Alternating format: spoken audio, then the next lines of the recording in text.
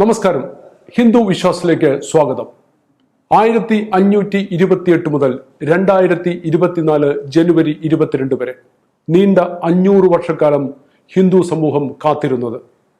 വിദേശാക്രമണത്തിന്റെ എല്ലാ ചേരുവകളും പൊട്ടിച്ചെറിഞ്ഞുകൊണ്ട് രാമക്ഷേത്രത്തിന്റെ പ്രാണപ്രതിഷ്ഠ അന്ന് നടക്കുകയാണ്. ലോകമാസകലമുള്ള എല്ലാ ഹൈന്ദവ ഭവനങ്ങളിലും അന്ന് 5 തിരിയിട്ട നിലവിളക്ക് കത്തിച്ചുകൊണ്ട് ആ പ്രാണപ്രതിഷ്ഠ ചടങ്ങ് ആഘോഷപൂർവമാക്കുന്നു. എല്ലാ ക്ഷേത്രങ്ങളും ഹൈന്ദവർ ഒരുമിച്ചുകൂടി പ്രാർത്ഥനകളായും ലൈവ് ടെലികാസ്റ്റായും ആ ദിവസം ആഘോഷപ്രദമാക്കി. ഇന്ന് നമ്മുടെ കൂടെയുള്ളത് അയോധ്യയിൽ നേരിട്ട് പോയി ആ പ്രാണപ്രതിഷ്ഠ ചടങ്ങ് കാണാൻ ഭാഗ്യം സിദ്ധിച്ച വിശ്വ ഹിന്ദു പരിഷത്തിന്റെ സംസ്ഥാന അധ്യക്ഷൻ ശ്രീ വിജി തമ്പിയാണ്.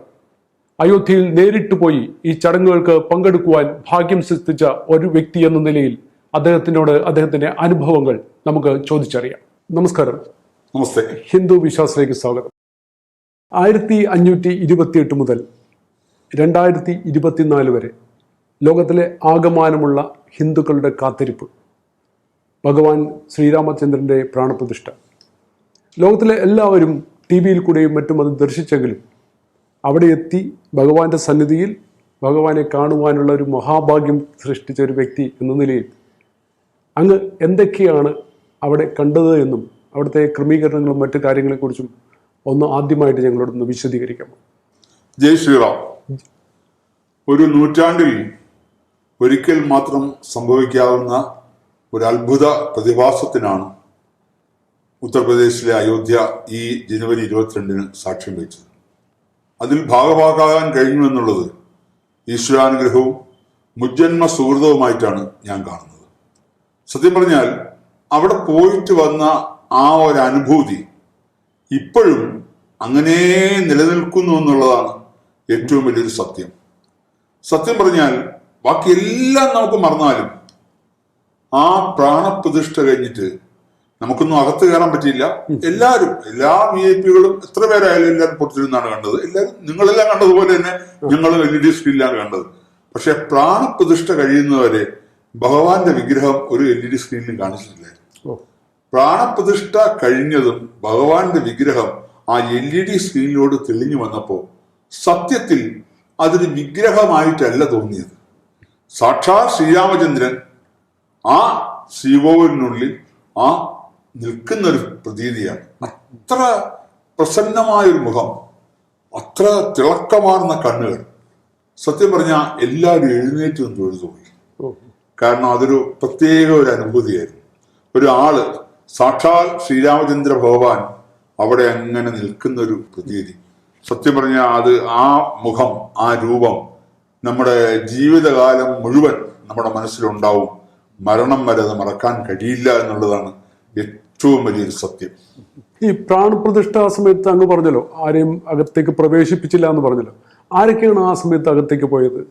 അല്ല, അകത്ത്, അതായത് ശ്രീകോവിലിനുള്ളിൽ ഗർഭഗൃഹത്തിലേക്ക് പ്രവേശിച്ചത് അതിന്റെ യജമാന സ്ഥാനത്തുള്ള നരേന്ദ്രമോദിജിയും പിന്നെ RSSന്റെ സർസംഘചാലകൻ മോഹൻ ഭഗവത്ജിയും പിന്നെ UP-യുടെ മുഖ്യമന്ത്രി യോഗി ആദിത്യനാഥും UP-യുടെ ഗവർണർ, പിന്നെ രാമജന്മഭൂമി ക്ഷേത്ര ട്രസ്റ്റിന്റെ ചെയർമാനായ സ്വാമി ഗോപാൽ ദാസ്, അവരാണ് അതിനകത്തുള്ളിൽ പ്രവേശിച്ചത്. ബാക്കി അവിടുത്തെ പൂജാരിമാർ മാത്രമേ ഉണ്ടായിരുന്നുള്ളൂ.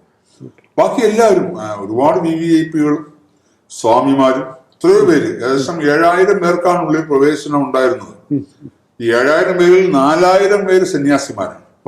ഭാരതത്തിന്റെ കാശ്മീർ മുതൽ കന്യാകുമാരി വരെയുള്ള സന്യാസി പരമ്പരകളിൽ എല്ലാ പരമ്പരകളിൽപ്പെട്ട സന്യാസിമാരും ഉണ്ടായിരുന്നു അവിടെ. അതില് അങ്ങനെ ആ ക്ഷണിക്കപ്പെട്ട സന്യാസിമാർക്ക് മാത്രമേ അവിടെ പ്രവേശനം ഉണ്ടായിരുന്നുള്ളൂ. 4000 സന്യാസിമാരുണ്ടായിരുന്നു. കേരളത്തിൽ നിന്ന് യഥാർത്ഥത്തിൽ പറഞ്ഞാൽ ആദ്യം 5 പേർക്കാണ് അവര് ക്ഷണം അയച്ചത്.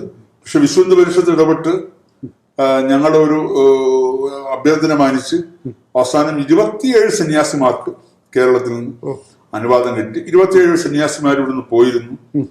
അതൊരു കേരളത്തെ സംബന്ധിച്ചോളം അവർക്കും ഇതുണ്ടായ ഒരു ഭയങ്കര അനുഭവമാണ്. അവര് ആ സന്യാസിമാരെ ഞാനിപ്പോ ഇടയ്ക്ക് കണ്ടപ്പോ അവരും എല്ലാം പറയുന്ന ഈ ഒരു മഹാഭാഗ്യം എന്നുള്ള രീതിയിലാണ് അവരും അതിനെ കാണുന്നത്. എന്തായാലും അതൊരു വല്ലാത്തൊരു അനുഭവമാണ്. വിശ്വഹിന്ദു പരിഷത്തിന്റെ സംസ്ഥാന അധ്യക്ഷൻ എന്ന നിലയ്ക്ക് മാത്രമാണ് സത്യം പറഞ്ഞാൽ എനിക്കതിൽ പങ്കെടുക്കാൻ അവസരം കിട്ടിയത്. കേരളത്തിൽ നിന്നും വിശ്വഹിന്ദു പരിഷത്തിനെ പ്രതിനിധീകരിച്ച് ഞാൻ മാത്രമാണ് അവിടെ പോയത്. മാത്രമല്ല വിശ്വഹിന്ദു പരിഷത്തിന്റെ എല്ലാ സംസ്ഥാനങ്ങളിലെയും അധ്യക്ഷന്മാർക്ക് മാത്രമായിരുന്നു യഥാർത്ഥത്തിൽ പറഞ്ഞാൽ അവിടെ ആ പ്രാണപ്രതിഷ്ഠ ചടങ്ങിലേക്ക് ക്ഷണമുള്ളത്. കാരണം ഒരുപാട് പേര് 3000 പേരേ ഉള്ളൂ ബാക്കിയുള്ളവർ. സന്യാസിമാര് 4000 പേര് കഴിഞ്ഞാൽ ബാക്കി 3000 പേരേ ഉള്ളൂ. ഈ 3000 പേരെന്ന് പറയുമ്പോൾ ഭാരതത്തിൽ നിന്ന് മാത്രമല്ല ആഗോളതലത്തിൽ നിന്നാണ്. അപ്പൊ അത് വളരെ ചുരുങ്ങിയ ആൾക്കാർക്ക് അവസരമാണ്. അപ്പൊ നമ്മളത് മനസ്സിലാക്കി ഇവിടുന്ന് പോയി. പക്ഷെ അതൊരു വലിയ ഭാഗ്യമായി. കാരണം ആദ്യം ആരെയൊക്കെ ക്ഷണിക്കും, ക്ഷണം ഉണ്ടാവുമോ എന്ന് പോലൊക്കെ സംശയം ഉണ്ടായിരുന്നു. പക്ഷെ എല്ലാ അധ്യക്ഷന്മാരെയും ക്ഷണിച്ചു. അക്കൂട്ടത്തിൽ എനിക്കും അവിടെ പോകാനൊരു അവസരമുണ്ടായി. അതൊരു മഹാഭാഗ്യമായിട്ട് ഞാൻ കാണും. മാതാപിതാക്കൾ ചെയ്ത സുഹൃത്തിന്റെയും ഈശ്വരാനുഗ്രഹം കൊണ്ട് മാത്രമാണ് അതിന് സാധിച്ചത്. നമുക്കൊരിക്കലും അതൊരു മറക്കാൻ പറ്റാത്ത അനുഭവം തന്നെയായിരിക്കും ജീവിതം മുഴുവൻ. കാര്യം ആ ഒരു മുഹൂർത്തം എത്രയോ വർഷങ്ങളായി, കാലങ്ങളായി ഹിന്ദു സമാജം, ലോകമെമ്പാടുമുള്ള ഹിന്ദു സമാജം കാത്തിരുന്ന ഒരു സ്വപ്ന സാക്ഷാത്കാരമാണ് അവിടെ നടന്നത്. നമുക്കറിയാം ഏതെല്ലാം രീതിയിൽ നമ്മുടെ ക്ഷേത്രങ്ങളെല്ലാം തകർക്കപ്പെട്ടു. ഭാരതത്തിന്റെ ഏറ്റവും വലിയ ചൈതന്യം എന്ന് പറയുന്നത് നമ്മുടെ ക്ഷേത്രങ്ങളും നമ്മുടെ വേദങ്ങളും പുരാണങ്ങളും നമ്മുടെ സംസ്കൃതിയുമാണ്. ആ സംസ്കൃതിയെല്ലാം മുഗളന്മാരും പിന്നെ വന്ന അധിനിവേശക്കാരും എല്ലാവരും നശിപ്പിച്ചു. നമ്മുടെ ഭാരതത്തിന്റെ ഏറ്റവും വലിയ ക്ഷേത്രം എന്ന് പറയുന്നത് വാരണാസിയിലെ കാശി വിശ്വനാഥ സ്വാമി ക്ഷേത്രമാണ്. അതിനെയാണ് നശിപ്പിച്ച് അവിടെ ഗ്യാൻ വ്യാപി എന്ന് പറഞ്ഞിട്ട് ഒരു മസ്ജിദ് പണിത്, ഒരു മോസ്ക് പണിത്. അതാണിപ്പം വീണ്ടും കോടതി വിധി ഉണ്ടായി വീണ്ടും അവിടെ പൂജ നടത്താനും അത് ഹിന്ദു ക്ഷേത്രമാണെന്ന് കോടതി കണ്ടെത്തി. അതുപോലെ തന്നെയായിരുന്നു ശ്രീരാമ ജന്മഭൂമി. ബാബർ എന്ന് പറയുന്ന ഒരു കൊള്ളക്കാരൻ, അയാള് അതിനെ നശിപ്പിച്ചെന്ന് മാത്രമല്ല അവിടുത്തെ പൂജാരിയെ കഴുത്തറത്ത് കൊന്നു അതിനകത്ത് വെച്ച്. അത്ര നിഷ്ഠൂരമായ നിലയാണ് ആലോചിച്ച് നോക്കും. അയാളുടെ പട്ടാളക്കാർ എന്നിട്ട് അയാളുടെ ഒരു ഹോമോസെക്ഷൽ ആയിട്ടുള്ള ഒരുത്തനെ ബാബരി എന്ന പേരിലുള്ള ഒരു മസ്ജിദ് പണിയുക. ആലോചിച്ച് നോക്കിയേ, ഒരു ഇത്രയും പരിപാവനമായ ഒരു സ്ഥാനം, ശ്രീരാമചന്ദ്രന്റെ ജന്മസ്ഥാനം, ആ ജന്മസ്ഥാനത്ത് ജന്മസ്ഥാനം നശിപ്പിച്ചിട്ട് അവിടെ ഈ ബാബർ എന്ന് പറയുന്ന ഒരു വൃത്തികെട്ടവന്റെ അവന്റെ ഒരു ഹോമോസെക്ഷൽ ആയിട്ടുള്ള ഒരുത്തന്റെ ബാബറി എന്ന പേരിൽ പള്ളി പണിയാന്ന് വെച്ചാൽ അവൻ എന്തുമാത്രം വികൃതമായ മനസ്സുള്ള ഒരുത്തനായിരിക്കും. മാത്രമല്ല ആ അവസ്ഥയിലേക്ക് കൊണ്ടുവന്നിട്ട് നമ്മുടെ ഹിന്ദു സമാജത്തിന്റെ എല്ലാം കണ്ണീര്, എത്രയോ വർഷത്തെ കണ്ണീര് വീണു, എത്രയോ ആൾക്കാരവിടെ ബലിദാനികളായി. നമ്മുടെ വിശ്വഹിന്ദു പരിഷത്തിന്റെ വർക്കിംഗ് പ്രസിഡന്റ് ആയിരുന്ന അശോക് സിൻഹാൽജിയാണ് ഈ ഒരു പ്രക്ഷോഭമായിട്ട് ആദ്യം മുന്നിട്ടിറങ്ങുന്നത്. എനിക്ക് തോന്നുന്നു അദ്ദേഹം ആ പ്രക്ഷോഭത്തിൽ ഇറങ്ങി അദ്ദേഹത്തിന് ആ പോലീസിന്റെ അടി കൊണ്ടിട്ട് തലപൊട്ടി ഫോട്ടോ നമ്മളെല്ലാം കണ്ടതാണ്. വിശ്വഹിന്ദു പരിഷത്താണ് അതിന് മുന്നിട്ടിറങ്ങിയത്. ബജരംഗ ദളിന്റെ 2 യുവധീരന്മാരാണ് കോത്താരി സഹോദരന്മാർ. അവരാണ് പോലീസ് നിഷ്കരണം വെടിവെച്ച് കൊന്നത്. അത് കഴിഞ്ഞിട്ട് അവരുടെ ആ അച്ഛനും അമ്മയും അതേ സ്ഥലത്ത് വന്നിട്ട് എങ്ങനെ അവരെ അഭിമുഖീകരിക്കുമെന്നൊരു വല്ലാത്തൊരു വിഷമത്തിലായിരുന്നു വിശ്വഹിന്ദു പരിഷത്തിന്റെയും ബജരംഗിന്റെയും പ്രവർത്തകർ. അവര് വന്ന് പറഞ്ഞു, ഈ ശ്രീരാമചന്ദ്രന്റെ ക്ഷേത്രത്തിന് വേണ്ടി അവർ ബലി അർപ്പിച്ചതാണ്. അതുകൊണ്ട് അവരുടെ അമ്മ പറയും അവരുടെ സ്വത്തുക്കൾ മുഴുക്കി വിശ്വഹിന്ദു പരിഷത്തിന് എഴുതി കൊടുക്കുകയാണ് ചെയ്തത്. കാരണം ഇത് യുവാക്കൾക്ക് വേണ്ടി പ്രവർത്തിക്കണം. അങ്ങനെയാണ് ബജരംഗ ദൾ എന്നുള്ള സംഭവം ഏറ്റവും വലിയ സ്ട്രോങ് ആകുന്നത്. കോത്താരി സഹോദരന്മാരാണ് അതിന്റെ ഒരു തുടക്കക്കാർ. അങ്ങൊരിക്കൽ സൂചിപ്പിക്കുകയുണ്ടായി, അങ്ങ് ഒരു കെ നായരുടെ ഒരു ബന്ധുവായിട്ടാണ് ഇവിടുന്ന് യാത്ര തിരിച്ചത് എന്ന്. അതൊന്ന് എക്സ്പ്ലെയിൻ ചെയ്യാം, അതിനെക്കുറിച്ച് ഒന്ന് വിശദീകരിക്കാൻ പറ്റുമോ?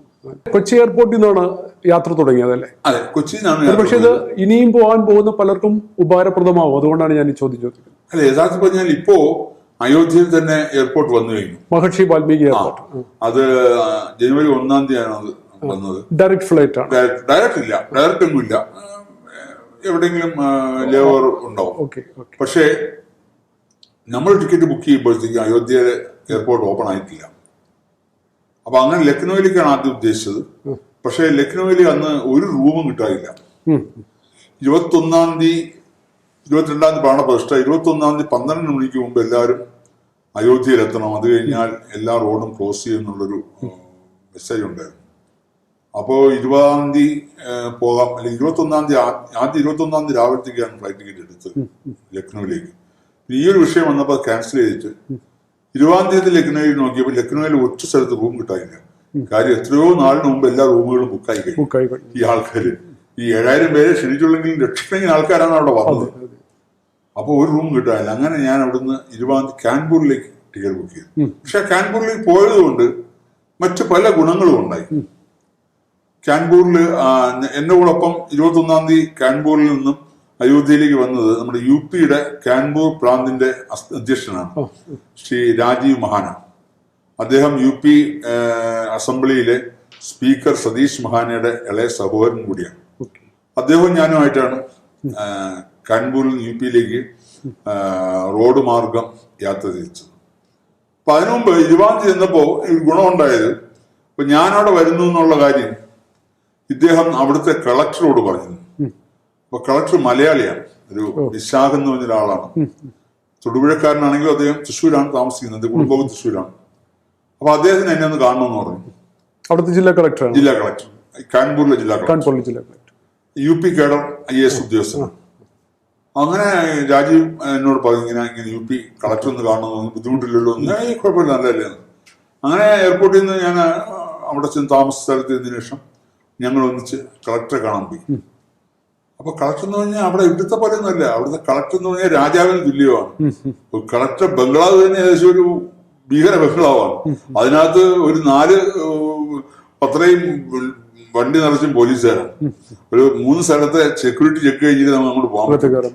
അത്ര ഭയങ്കര സ്ട്രിക്റ്റ് ആയിട്ടുള്ള സെക്യൂരിറ്റി സംവിധാനങ്ങളാണ്. നേരത്തെ അപ്പോയിന്റ്മെന്റ്, അത് അവർക്ക് കൃത്യമായിട്ട് ഞാൻ ആട് വരുന്നു എന്നുള്ള ഇൻഫർമേഷൻ, നമ്മുടെ ആധാർ കാർഡ് ചോദിക്കും. ആധാർ കാർഡെല്ലാം കാണിച്ചിട്ട് അത് വിടുള്ളൂ. ചെന്നവൻ വളരെ ചെറുപ്പക്കാരൻ, വളരെ നല്ല ചെറുപ്പക്കാരൻ, നല്ല മനുഷ്യൻ, വളരെയധികം സന്തോഷം. അപ്പൊ എന്റെ ഒരുപാട് സിനിമകൾ കണ്ടിട്ടുണ്ട്, അങ്ങനെ ഒരു ആരാധകൻ കൂടിയാണ്. അങ്ങനെ അതിനെപ്പറ്റിയൊക്കെ സംസാരിച്ചു വന്നപ്പോ അദ്ദേഹം കഴിഞ്ഞ ഇവിടെ കളക്ടർ ആകുന്നതിന് മുമ്പ് 3 വർഷം അദ്ദേഹം യോഗി ആദിത്യനാഥിന്റെ ഇതായിരുന്നു, പേഴ്സണൽ സെക്രട്ടറി. അപ്പൊ അതിന്റെ ഒരു അനുഭവങ്ങളൊക്കെ അദ്ദേഹം പങ്കുവച്ചു. അദ്ദേഹത്തിന്റെ ഭാര്യയും IAS ഉദ്യോഗസ്ഥയാണ്. അവർ തൊട്ടടുത്ത ജില്ലയിലെ കളക്ടറാണ്. അങ്ങനെ ഒരു സൗഭാഗ്യമുണ്ട്. ഇനിയിപ്പോ ഒരു ആഴ്ച ദിവസമേ കാണാൻ പറ്റുള്ളൂ. കാര്യം അത്ര തിരക്കാണ്. ഞാൻ അദ്ദേഹത്തെ കാണുന്നത് രാത്രി 10 മണിക്കാണ്. 10 മണിക്ക് അദ്ദേഹത്തിന്റെ ഓഫീസ് ക്ലോസ് ചെയ്തിട്ടില്ല. 1 മണിക്കാണ് അദ്ദേഹം ഓഫീസിൽ നിന്ന് അദ്ദേഹത്തിന്റെ, അത് താമസ സ്ഥലത്തുള്ള ഓഫീസ്, റെസിഡൻഷ്യൽ ഓഫീസിലാണ് കാണുന്നത്. 1 മണിക്ക് അദ്ദേഹം താമസ സ്ഥലത്തേക്ക് പോകുള്ളൂ. രാവിലെ 6 മണിക്ക് അദ്ദേഹം തിരിച്ചുവിടെത്തും. അത്ര ടൈറ്റ് ഷെഡ്യൂളാണ് അവിടെ. ഏകദേശം അരമണിക്കൂർ നമ്മൾ സംസാരിച്ചപ്പോൾ പ്രധാനമായിട്ടും അദ്ദേഹം പറഞ്ഞത് യോഗിയുടെ കാര്യങ്ങളാണ്. UP-യുടെ ഒരു ഡെവലപ്മെന്റ്സ് കാര്യം. ഏറ്റവും മോശമായൊരു സംസ്ഥാനമായിരുന്നു ഉത്തർപ്രദേശ് ഒരു സമയത്ത്. ഗുണ്ടായിസവും പിടിച്ചുപറിയും, സ്ത്രീകൾക്കൊന്നും റോഡിൽ ഇറങ്ങി നടക്കാൻ പറ്റാത്ത അവസ്ഥയും, ഒരു എന്താ പറയുക, ഒരു അഗ്ലി സിറ്റിയായിരുന്നു, അഗ്ലി സ്റ്റേറ്റ് ആയിരുന്നു. അത്രയും ഒരു വൃത്തികേടുള്ള. പക്ഷേ യോഗിജി വന്നതിന് ശേഷം ഇതെല്ലാം ക്ലീനാക്കി ഇന്ന് മനോഹരമായ റോഡുകൾ, എല്ലാ 6 വരിപ്പാതകൾ, എക്സ്പ്രസ് ഹൈവേകൾ, വളരെ മനോഹരമായ റോഡുകൾ. ഈ ക്രൈം റേറ്റ് 100% എന്നുള്ള 10% ആക്കി കുറച്ചു. ഒരു ക്രൈമും ഇല്ല. കാരണം അവിടെ ഇപ്പം ഇദ്ദേഹം എന്നോട് പറഞ്ഞത്, കുറ്റവാളിയാണെന്ന് കണ്ടെത്തി കഴിഞ്ഞാൽ ശിക്ഷ നടപ്പാക്കാൻ പിന്നെ ഒരു സംശയവും വേണ്ട, അദ്ദേഹത്തെ ഒന്ന് അറിയിക്കണം. പിന്നെ ഞാൻ പറയണ്ടല്ലോ, ഡീറ്റെയിൽസിലേക്ക് പോകുന്നില്ലേ, ആ രീതിയിലുള്ള സ്ട്രിക്റ്റ് ആയിട്ടുള്ള നടപടികളാണ്. ഇപ്പൊ ഇദ്ദേഹം കളക്ടർ പറഞ്ഞത്, ഒരു സമയത്ത് ഇപ്പൊ അവിടെ ഒരു കോൺട്രാക്ട് എടുത്താൽ 10 കോടി രൂപയുടെ ഒരു കോൺട്രാക്ട് എടുത്താൽ അപ്പം ഈ രാഷ്ട്രീയ പാർട്ടികളുടെ വിളി വരും, 1 കോടി ഓഫീസ് എത്തിക്കണം, 10%. ആ രീതിയിലൊക്കെ ആയിരുന്നു അവിടെ. പക്ഷെ അതെല്ലാം മാറി. ഇപ്പം അത്തരം അഴിമതികളില്ല, അത്തരം പിടിച്ചുപറികളില്ല, ഗുണ്ടായിസമില്ല, എല്ലാ രീതിയിലും ക്ലീൻ ഒരു സംസ്ഥാനമായി മാറി. പിന്നെ UP-യെ സംബന്ധിച്ചിടത്തോളം ഏറ്റവും വലിയ സംസ്ഥാനമാണ്. അതോടൊപ്പം ഭാരതത്തിലെ ഏറ്റവും പുണ്യ തീർത്ഥങ്ങൾ കുടികൊള്ളുന്ന സ്ഥലം, പുണ്യസ്ഥാനം. കാരണം വാരണാസി, കാശി UP-യിലാണ്, പ്രയാഗ്രാജ് UP-യിലാണ്, ശ്രീകൃഷ്ണ ജന്മസ്ഥാനം മധുര UP-യിലാണ്. അതുപോലെ ഇപ്പൊ അയോധ്യ. എനിക്ക് തോന്നുന്നു അയോധ്യ ആയിരിക്കും ഇനി ഭാരതത്തിലെ ഏറ്റവും അധികം ടൂറിസ്റ്റുകളും ഏറ്റവും അധികം തീർത്ഥാടകരും എത്തുന്ന ഒരു സ്ഥാനമായ അയോധ്യ മാറുമെന്നുള്ള കാര്യത്തിൽ സംശയമില്ല. കാര്യം ഇപ്പൊ നമ്മുടെ പ്രാണപ്രതിഷ്ഠ കഴിഞ്ഞപ്പോൾ തന്നെ ആൾക്കാരെ അവിടെ നിയന്ത്രിക്കാൻ പറ്റാത്ത അവസ്ഥയിലേക്കാണ്. ദിവസം 2-3 ലക്ഷം ആൾക്കാരാണ് ദർശനത്തിനായിട്ട് വരുന്നത്. അപ്പൊ അതുകൊണ്ട് തന്നെ ഇപ്പം സ്പെഷ്യൽ ദർശനത്തിന് വേണ്ടി ആദ്യം പല ആൾക്കാരെയും പറഞ്ഞു, അതൊക്കെ 2-3 ട്രെയിൻ 2 ആഴ്ച ട്രെയിനുകൾ തന്നെ ക്യാൻസൽ ചെയ്തു. കാര്യം ഈ വന്ന് കിടക്കുന്നവർക്ക് ആദ്യം ദർശനം കൊടുക്കാൻ വേണ്ടി. ഇവരെല്ലാം പലപ്പോഴും ആ പ്രാണപ്രതിഷ്ഠ സമയത്ത് വന്നവരാണ്, അവര് പോലും പോയി തീർന്നിട്ടില്ല. അപ്പൊ ലക്ഷക്കണക്കിന് ആൾക്കാർ. അതിനുള്ള അങ്ങനെ ആൾക്കാർക്ക് അവിടെ താമസിക്കാനും നിൽക്കാനുള്ള ക്രമീകരണങ്ങളും സൗകര്യങ്ങളൊക്കെ ഉണ്ടോ? അത് ഞാൻ പറഞ്ഞില്ലേ, അവിടുത്തെ ഒരു അവസ്ഥ കണ്ടാൽ നമുക്ക്, അതായത് വലിയ വലിയ കാശുകാരും വലിയ കുടുംബത്തിൽ നിന്ന് വന്ന ആൾക്കാരൊക്കെ റോഡിലാണ് കിടക്കുന്നത്, കടത്തിനെ കിടക്കുകയാണ്. കാരണം അവർക്ക് ഒന്ന് കണ്ടാൽ മതി, ഭഗവാനെ കാണാൻ വേണ്ടി അവര് എന്ത് ത്യാഗം സഹിക്കാൻ തയ്യാറാണ്. അവിടുത്തെ തണുപ്പ് ആലോചിച്ച് നോക്കണം, 6 ഡിഗ്രിയാണ് അവിടുത്തെ ചൂട്. ആലോചിച്ച് നോക്കിയപ്പം എന്തുമാത്രം തണുപ്പാണ്. ആ തണുപ്പില് സത്യം പറഞ്ഞാൽ നമ്മളൊക്കെ ഒരു മറ്റേ തെർമൽ വെയർ ഇട്ടിട്ട് അതിന്റെ പുറത്ത് ഡ്രസ്സ് ഇട്ടിട്ട് അതിന്റെ പുറത്ത് സ്വെറ്റർ ഇട്ട് അതിന്റെ പുറത്ത് കമ്പിളിയും പുറച്ചാൽ പോലും നമ്മളിങ്ങനെ കിടുകിട വിറക്കുന്ന അവിടുത്തെ ഒരു വൈകുന്നേരം 6 മണി തൊട്ട് രാവിലെ ഒരു 7 മണി വരെയുള്ള അവസ്ഥ. അപ്പൊ അവിടെയാണ് രാത്രി ആൾക്കാർ ഈ കളത്തിനെ കിടക്കുന്നത്. അയോധ്യ മുഴുവൻ പൂക്കളാൽ അലങ്കൃതമായിരുന്നു. അത് പറഞ്ഞു കഴിഞ്ഞാൽ ഞാൻ പറഞ്ഞില്ലേ, കാൺപൂരിൽ നിന്ന് ഞങ്ങൾ ഒന്നിച്ച്, ഞാനും ശ്രീ രാജീവ് മഹാനിയും ഒന്നിച്ചാണ് കാൺപൂരിൽ നിന്ന്, അദ്ദേഹത്തിന്റെ കാറിലാണ് ഞങ്ങൾ അയോധ്യയിലേക്ക് പോയത്. 220 കിലോമീറ്റർ ഉണ്ട് കാൺപൂരിൽ നിന്ന് അയോധ്യയിലേക്ക്. അപ്പൊ അതിനിടയിൽ വരുന്ന സ്ഥലമാണ് ലക്നൗ. കാൺപൂരിൽ നിന്ന് എനിക്ക് തോന്നുന്നു 70 കിലോമീറ്റർ മറ്റാണ് ലക്നൌവിലേക്ക്. അവിടുന്ന് ഒരു 140-150 കിലോമീറ്റർ ഉണ്ട് അയോധ്യയിലേക്ക്.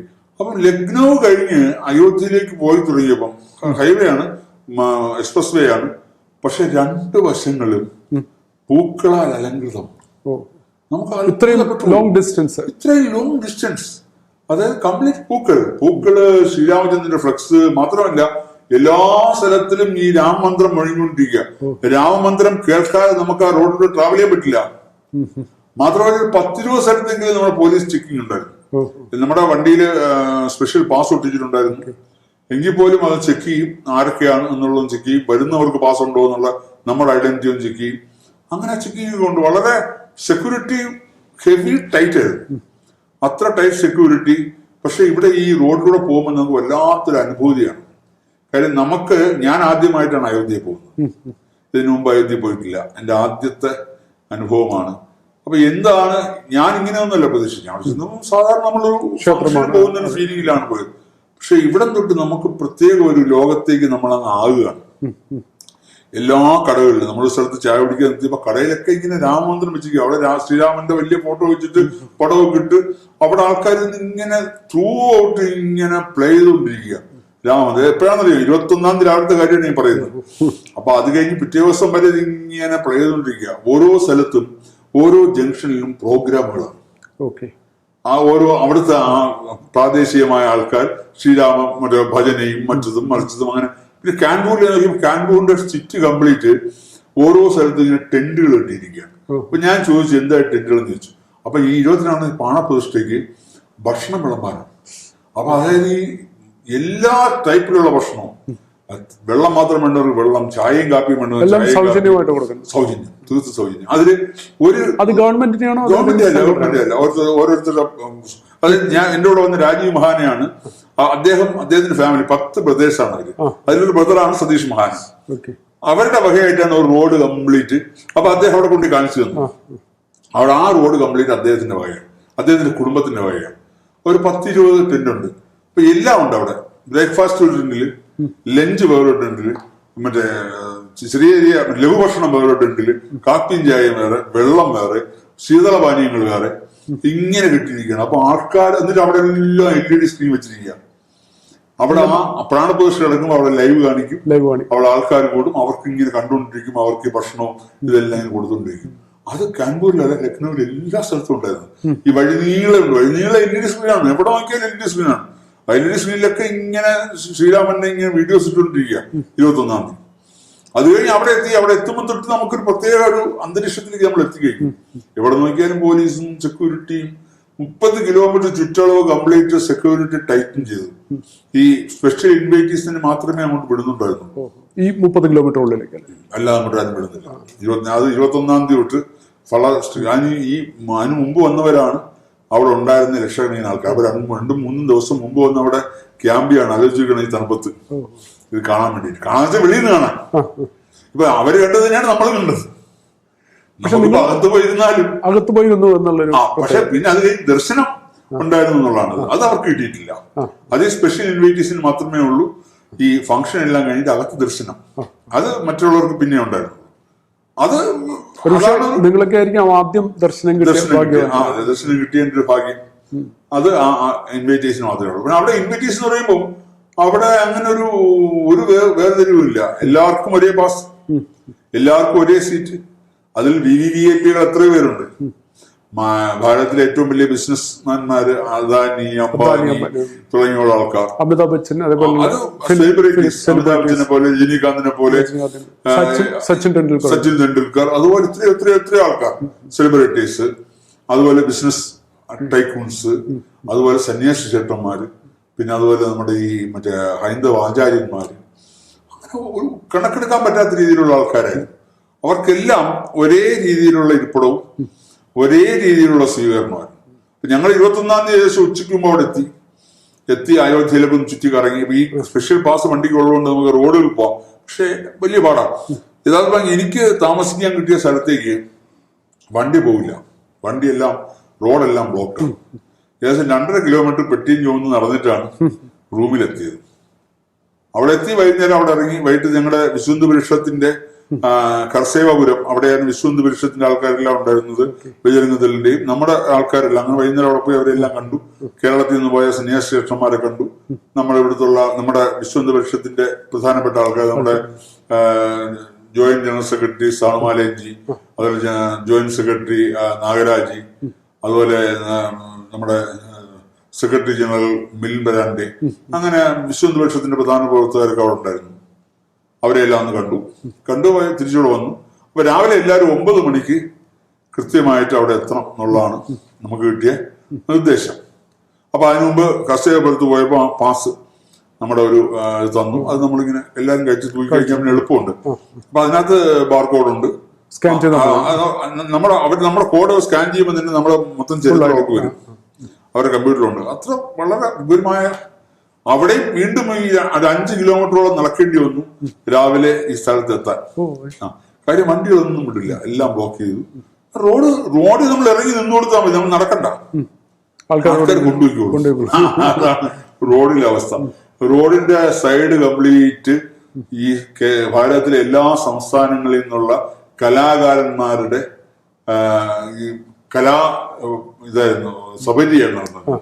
എല്ലാ സംസ്ഥാനങ്ങളിൽ നിന്ന് 2 സൈഡിലും ചെറിയ സ്റ്റേജ് പോലെ കെട്ടിയിട്ട് ഇങ്ങനെ എല്ലാം ശ്രീരാമ മന്ത്രങ്ങൾ തന്നെയാണ്, ശ്രീരാമ വചൻസ് തന്നെയാണ്.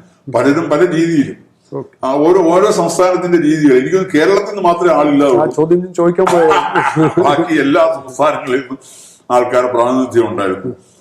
അത് മണിപ്പൂരി, അങ്ങനെയുള്ള ഒരുപാട് സ്ഥലങ്ങളിൽ കുറച്ച് ഭയങ്കര രസമായിരുന്നു. റോഡ് കൂടി നമ്മൾ നടക്കുമ്പോൾ നമുക്ക് ഒരു 5 കിലോമീറ്റർ നടക്കുന്ന നമ്മൾ അറിയില്ല. അത്ര രസകരമായിട്ടാണ്. അവിടെ ചെന്ന് കഴിയുമ്പോൾ പിന്നെ നമുക്ക് എല്ലാവർക്കും ഒരേ സ്വീകരണമാണ്. അവിടെ ഈ കാർഡുള്ളവർക്ക് മാത്രമേ അകത്തേക്ക് കയറാൻ പറ്റൂ. അപ്പൊ ആ അകത്ത് കയറി കഴിഞ്ഞാൽ ഏകദേശം 1.5 കിലോമീറ്റർ നടക്കണം നമ്മൾ ക്ഷേത്രത്തിൽ എത്താൻ. ഈ 1.5 കിലോമീറ്ററും ഫുൾ പോലീസ് സെക്യൂരിറ്റിയാണ്, ഫുൾ അലങ്കാരമാണ്. പിന്നെ ഒരു പ്രത്യേക ഒരു മണമായിരുന്നു. അത് ഈ മംഗൾ ദ്വീപിന്റെ അവരെനിക്ക് 10-15 അടി പൊക്കത്തിലുള്ള ശാമ്പ്രാണിച്ചിരി, ഏകദേശം നമുക്ക് ഒരു തെങ്ങിന്റെയൊക്കെ സൈസില് അതിങ്ങനെ 2 സൈഡിലും ഇങ്ങനെ വെച്ചിരിക്കുകയാണ്. അതിന്റെ മണം ഒരു പ്രത്യേക ഒരു അനുഭൂതിയാണ് അതിനകത്ത് കയറി കഴിയുമ്പോൾ. അവിടെ ചെന്ന് കയറി കഴിഞ്ഞാൽ നമ്മുടെ സ്കാൻ ചെയ്യും, നമ്മുടെ വിവരങ്ങളെല്ലാം കാണും. നമുക്ക് നമ്മുടെ ആധാർ കാർഡ് കാണിക്കണം. കാണിച്ചു കഴിഞ്ഞാൽ അടുത്ത പോസ്റ്റിലോട്ട് ചെല്ലുമ്പോൾ നമ്മുടെ ദേഹപരിശോധനയുണ്ട്, മൊബൈൽ എല്ലാം സ്കാനിങ് ഉണ്ട്. സ്കാനിങ് എല്ലാം കഴിഞ്ഞ് മൊബൈൽ അനുവദിച്ചിട്ടുണ്ടായിരുന്നു. ആദ്യം മൊബൈൽ അനുവദിക്കില്ല എന്ന് പറഞ്ഞു, മൊബൈൽ തരില്ല എന്നാണ് ആദ്യം, മൊബൈൽ കൊണ്ടുപോകാൻ പാടില്ല എന്നാണ് ആദ്യത്തെ ഇൻസ്ട്രക്ഷൻ ഉണ്ടായിരുന്നത്. പിന്നെ പറഞ്ഞില്ല മൊബൈൽ കൊണ്ടുപോകാം. കാര്യം ആൾക്കാർക്ക് ഈ ഇൻവൈറ്റീസിനെ മാത്രമേ അകത്ത് വിടുന്നുള്ളൂ. അപ്പൊ അവരെ ഡ്രൈവേഴ്സോ സെക്യൂരിറ്റിക്കാരോ എന്തെങ്കിലും ഒന്ന് കമ്മ്യൂണിക്കേറ്റ് ചെയ്യാൻ ബുദ്ധിമുട്ടാണെന്ന് വെച്ചിട്ടാണ് പിന്നെ മൊബൈൽ അനുവദിച്ചത്. പക്ഷെ മൊബൈൽ അനുവദിച്ചുകൊണ്ടാണ് എല്ലാവർക്കും അത് ഷൂട്ട് ചെയ്യാനും ഇനി ഞാൻ ഉൾപ്പെടെ ഇങ്ങനെ എടുക്കാൻ പറ്റിയതല്ല. ഇനി നമുക്കൊന്നും എടുക്കാൻ പറ്റില്ല, അത് കാണാനേ പറ്റുള്ളൂ. പക്ഷെ അതൊരു വലിയ ഭാഗ്യമായി. മൊബൈൽ അനുവദിച്ചു. അത് കഴിഞ്ഞാൽ നമ്മൾ നേരെ ചെല്ലുന്നിടത്തേക്ക് നമുക്കൊരു ഷാൾ അണിയിച്ച് നമ്മളെ സ്വീകരിക്കും. എല്ലാവരെയും തിലകം ചാർത്തുന്നു. തിലകം ചാർത്തി കഴിഞ്ഞ് പോയി കഴിഞ്ഞാൽ നമുക്ക് ഓരോ സ്ഥലത്തും ആ സ്വീകരണമുണ്ട്. ചെന്ന് കഴിഞ്ഞാൽ കൃത്യമായിട്ട് ഓരോരുത്തർക്കും ഓരോ സെക്ഷൻ തിരിച്ചു വെച്ചിരിക്കുകയാണ്. അപ്പൊ നമുക്ക് കിട്ടിയ സ്ഥലം സുഗ്രീവന്റെ സ്ഥലമാണ്. ഭഗവാന്റെ ഏറ്റവും അടുത്ത ആളിന്റെ സുഗ്രീവ് ഒരു സീറ്റിംഗ് അറേഞ്ച്മെന്റ്സ്. അങ്ങനെ ഓരോ സ്ഥലത്ത് ഓരോ സീറ്റിംഗ് പേരാണ്. അങ്ങനെ സുഗ്രീവൻ ആ സീറ്റിംഗ് അറേഞ്ച്മെന്റ്സിലാണ് ഞങ്ങൾക്ക് കിട്ടിയത്. അപ്പൊ എന്നോടൊപ്പം നേരത്തെ ചോദിച്ചത് ശ്രീ കെ നായർ. കെ നായർ എന്ന് പറയുമ്പോ ഈ അയോധ്യയിൽ നമ്മൾ ചെല്ലുമ്പോ ഒരു മലയാളി കെ നായർ അറിഞ്ഞിടാത്ത ഒരാൾ പോലും യു പിയിൽ ഉണ്ടാവില്ല. കാര്യം അത്രത്തോളം അവർ ബഹുമാനിക്കുന്ന ഒരു വ്യക്തിയാണ് കെ നായർ. കാര്യം 1948 അന്ന് അയോധ്യ ആയിരുന്നില്ല, ഫരീദാബാദിലെ കളക്ടറായിരുന്നു അദ്ദേഹം. അപ്പൊ ആ സമയത്താണ് ശ്രീരാമചന്ദ്ര ഭഗവാൻ ശ്രീകോവിലിനുള്ളിൽ പ്രത്യക്ഷപ്പെടുന്നത്. അന്ന് മറ്റേ ബ്രിട്ടീഷുകാരുടെ സമയത്ത് ഇഷ്യൂ ഉണ്ടായി പൂട്ടിയിടുന്നതാണ്, ആരും പ്രവേശനമില്ലാതെ പൂട്ടിയിട്ടിരിക്കുന്നതാണ്. ശ്രീരാമചന്ദ്ര ഭഗവാൻ പ്രത്യക്ഷപ്പെട്ടു. നമ്മുടെ ഹിന്ദുക്കളെല്ലാം അകത്ത് പോയി പൂജിച്ചു കഴിഞ്ഞത് വലിയ ഇഷ്യൂ ആയപ്പോ ജവഹർലാൽ നെഹ്റു ഇൻസ്ട്രക്ഷൻ കൊടുത്തു, ഹിന്ദുക്കളെ എല്ലാം അവിടെ അടിച്ചു പുറത്താക്കണം, എന്നിട്ട് ആ വിഗ്രഹം എടുത്ത് കളയണം എന്ന് പറഞ്ഞു. അപ്പൊ ഇദ്ദേഹം പറ്റില്ലെന്ന് പറഞ്ഞു. കാര്യം അതൊരിക്കലും ഒരു ഈശ്വരീയമായ കാര്യമാണ്. പ്രധാനമന്ത്രിയും കളക്ടറുമായിട്ടാണ് നേരിട്ട് പറ്റില്ലെന്ന് പറഞ്ഞപ്പോൾ ഇയാൾ സസ്പെൻഡ് ചെയ്തപ്പോൾ ഇങ്ങനെ നേരെ പോയി കോടതിയിൽ പോയി കേസ് വാദിച്ച് സസ്പെൻഷൻ പിൻവലിപ്പിച്ചു. പക്ഷെ പിൻവലിച്ചിട്ട് അദ്ദേഹം റിസൈൻ ചെയ്തു. അദ്ദേഹം ജവഹർലാൽ നെഹ്റു പോലെ ഒരു ഹിന്ദു വിരുദ്ധന്റെ കീഴിൽ ജോലി ചെയ്യാൻ എനിക്ക് പറ്റില്ല എന്ന് പറഞ്ഞ് അദ്ദേഹം ആ കളക്ടർ ഉദ്യോഗം വലിച്ചിരുന്നു. നമ്മുടെ കേരളത്തിലെ ആലപ്പുഴക്കാരനാണ്, കുട്ടനാട്ടുകാരനാണ്. അന്ന് ICS ആണ്, അന്ന് IAS ആയിട്ടില്ല, ICS ആണ്, ഇന്ത്യൻ സിവിൽ സർവീസ് ആണ്, അതിൽപ്പെട്ട ആളാണ് അദ്ദേഹം.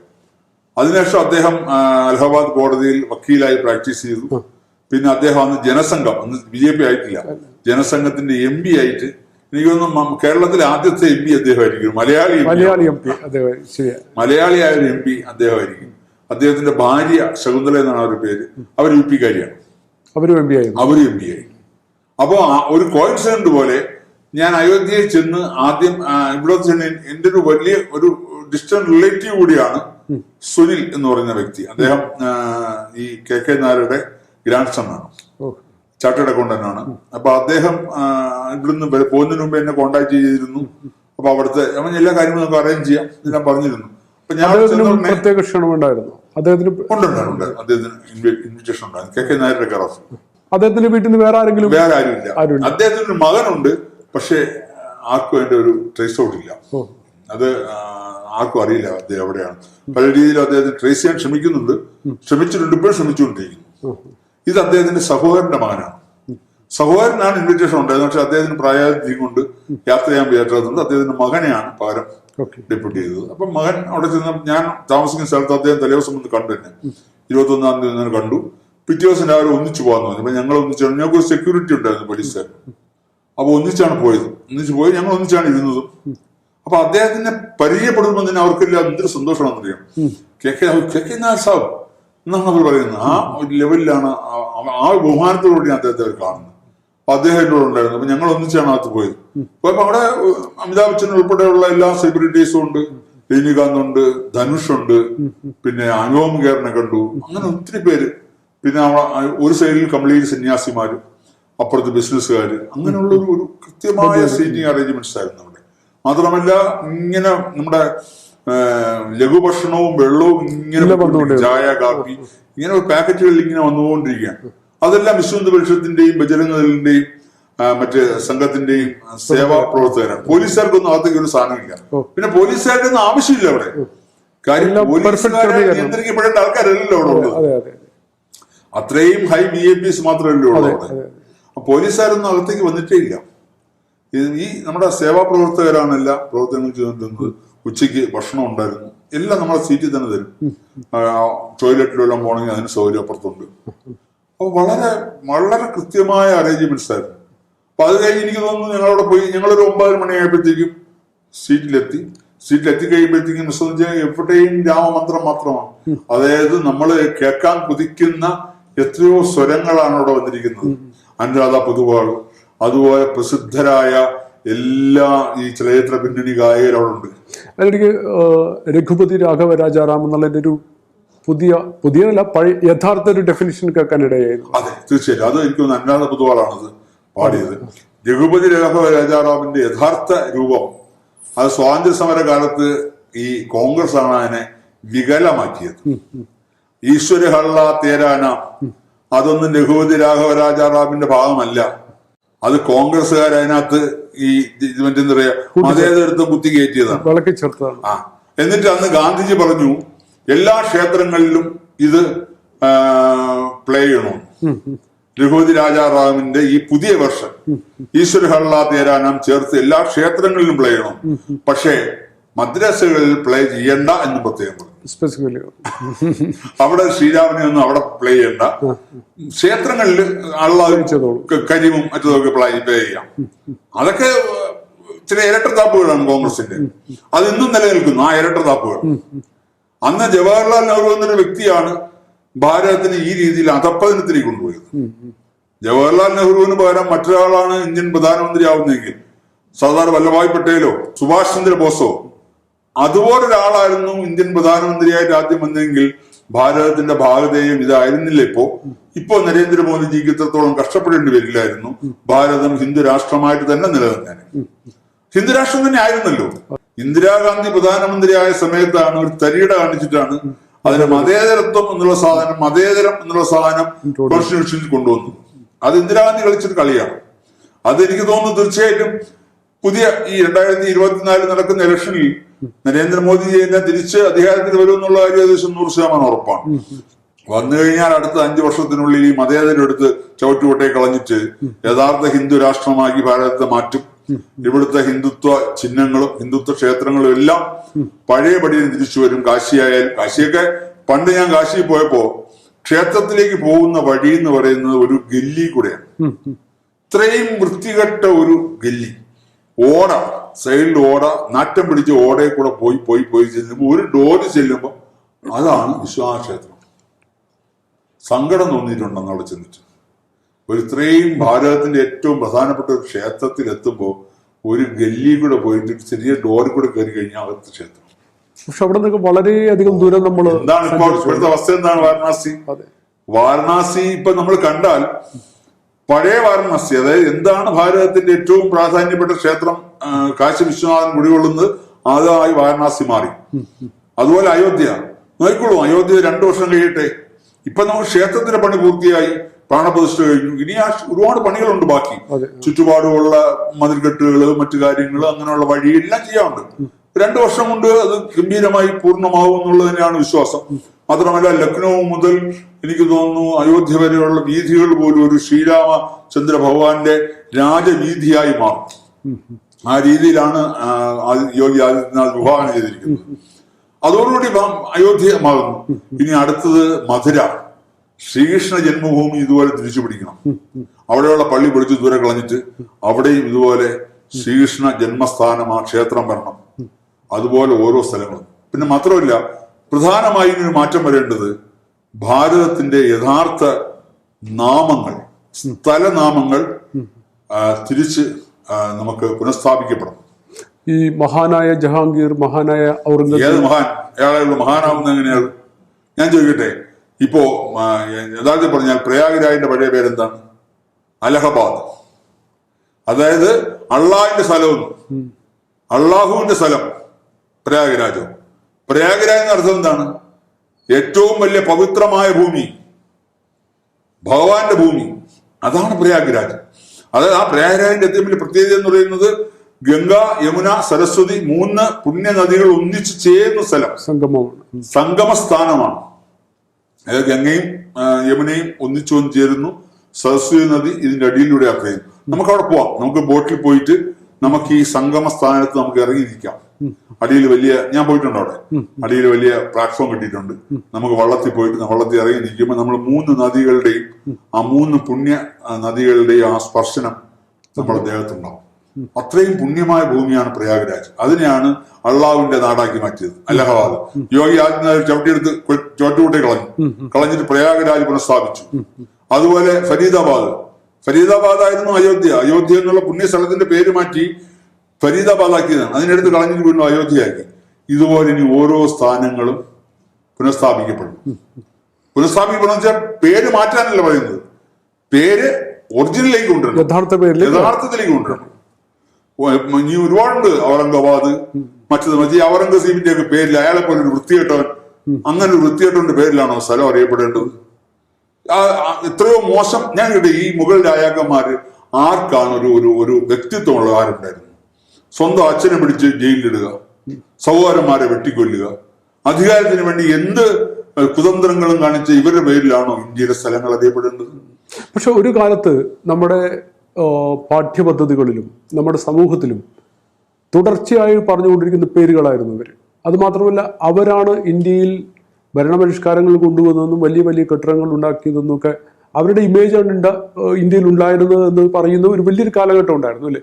ഇപ്പോൾ അതിൽ നിന്ന് മാറിയിട്ട് നമ്മളൊരു റിയലിസത്തിലേക്ക് വരികയാണ്, ഒരു യാഥാർത്ഥ്യ ഭാരതത്തിന്റെ ചിതിയിലേക്ക് നമ്മൾ മടങ്ങിപ്പോവുകയാണ്. അങ്ങനെ തോന്നുന്നുണ്ടോ ശരിക്കും പറഞ്ഞാൽ? അതിന് കാരണക്കാരനാരാണ്?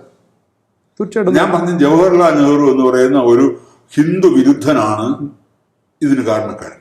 ഈ പാഠ്യപദ്ധതി നിലവിൽ കൊണ്ടുവന്നത് ജവഹർലാൽ നെഹ്റുവാണ്. ഒരിക്കൽ ഈയിടയ്ക്ക്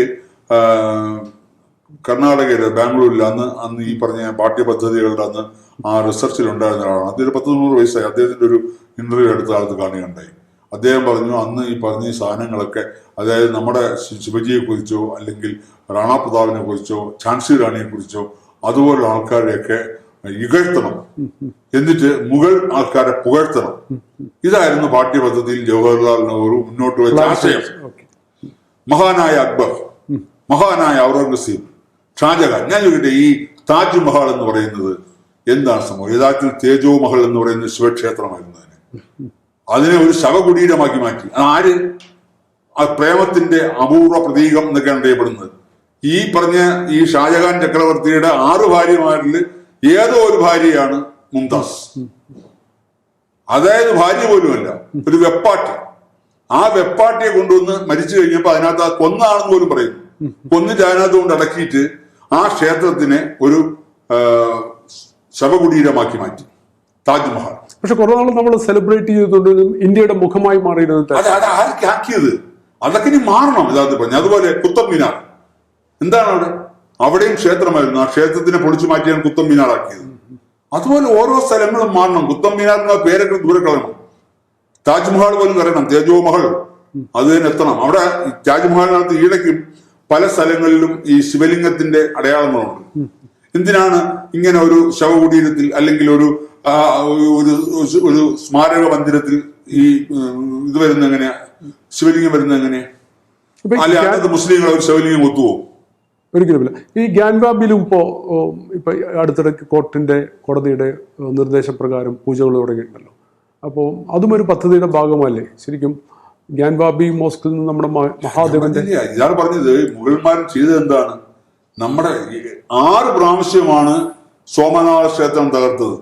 ആ ശിവലിംഗത്തിനെ അടിച്ച് പൊട്ടിച്ച്, അതേ സോമനാഥ ക്ഷേത്രം എന്ന് പറഞ്ഞാൽ നമ്മുടെ 12 ജ്യോതിർലിംഗങ്ങളിൽ ഏറ്റവും പ്രാധാന്യമുള്ള 1ാമത്തെ ജ്യോതിർലിംഗമാണ് സോമനാഥം.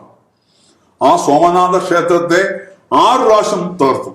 ഓരോ പ്രാവശ്യം തകർത്തപ്പോൾ വീണ്ടും അവിടുത്തെ രാജാക്കന്മാർ പുനരുദ്ധാരണം ചെയ്തു, വീണ്ടും തകർത്തു. ഓരോ തലമുറകൾ, അതായത് മുഗളന്മാരുടെ ഓരോ രാജാക്കന്മാർ വരുമ്പോഴും അവർ ആദ്യം ആക്രമിക്കുന്ന സോമനാഥ ക്ഷേത്രത്തെയാണ്. 6 പ്രാവശ്യം തകർത്തു. ഒടുവിൽ സ്വാതന്ത്ര്യം നേടിയതിനു ശേഷം സർദാർ വല്ലഭായ് പട്ടേലാണ് ആ ക്ഷേത്രത്തെ പുനരുദ്ധാരണം ചെയ്ത ക്ഷേത്രം ഈ നിലയിൽ കൊണ്ടുവന്ന് സർദാർ വല്ലഭായ് പട്ടേലാണ്. ഇപ്പോ ഈ പറഞ്ഞ കോൺഗ്രസ് ഇപ്പൊ എന്താ പറയുന്നത്? നരേന്ദ്രമോദിക്ക് അയോധ്യയിൽ എന്താ കാര്യം? നരേന്ദ്രമോദി എന്തിനാ അയോധ്യയിൽ പോകുന്നത്? രാഷ്ട്രീയ ലക്ഷ്യമില്ലേ? അപ്പൊ എന്തിനാണ് അന്നത്തെ ഉപപ്രധാനമന്ത്രിയായിരുന്ന അല്ലെങ്കിൽ അന്നത്തെ ആഭ്യന്തരമന്ത്രിയായിരുന്ന സർദാർ വല്ലഭായ് പട്ടേൽ സോമനാഥ ക്ഷേത്രം പണിതത്? അന്ന് എന്തുകൊണ്ട് കോൺഗ്രസ് എതിർത്തില്ലായിരുന്നു? ഇന്ത്യയുടെ മനുഷ്യനായിരുന്നു അദ്ദേഹം. അദ്ദേഹത്തെ എതിർത്താൽ അടിച്ച് അയാൾ ജവഹർലാൽ നെഹ്റുവിന്റെ ചെവിട്ട് പൊട്ടിക്കും. അന്ന് ഗാന്ധിജി ജവഹർലാൽ നെഹ്റുവിനെ ഒന്ന് സപ്പോർട്ട് ചെയ്തുകൊണ്ട് മാത്രമാണ് ജവഹർലാൽ നെഹ്റു പ്രധാനമന്ത്രിയായത്. ഇല്ലെങ്കിൽ ഒരിക്കലും ജവഹർലാൽ നെഹ്റു പ്രധാനമന്ത്രി ആവില്ല. യഥാർത്ഥത്തിൽ ജിന്നയ്ക്കാണ് പ്രധാനമന്ത്രി ആവാൻ താല്പര്യം ഉണ്ടായിരുന്നത്. ജവഹർലാൽ നെഹ്റുവിനെ പ്രധാനമന്ത്രി ആക്കാൻ വേണ്ടി കൂടിയാണ് ഇന്ത്യയെ വിഭജിച്ചത്. ജിന്ന പ്രധാനമന്ത്രിയായെങ്കിൽ ഇന്ത്യ വിഭജിക്കപ്പെട്ടില്ലായിരുന്നു. പാകിസ്ഥാൻ ഇന്ത്യയുടെ ഭാഗമായിട്ട് ഇന്നും നിലനിന്നേനെ. ഇത്രയും ഗതികെട്ട രാജ്യമായി പാകിസ്ഥാൻ മാറില്ലായിരുന്നു.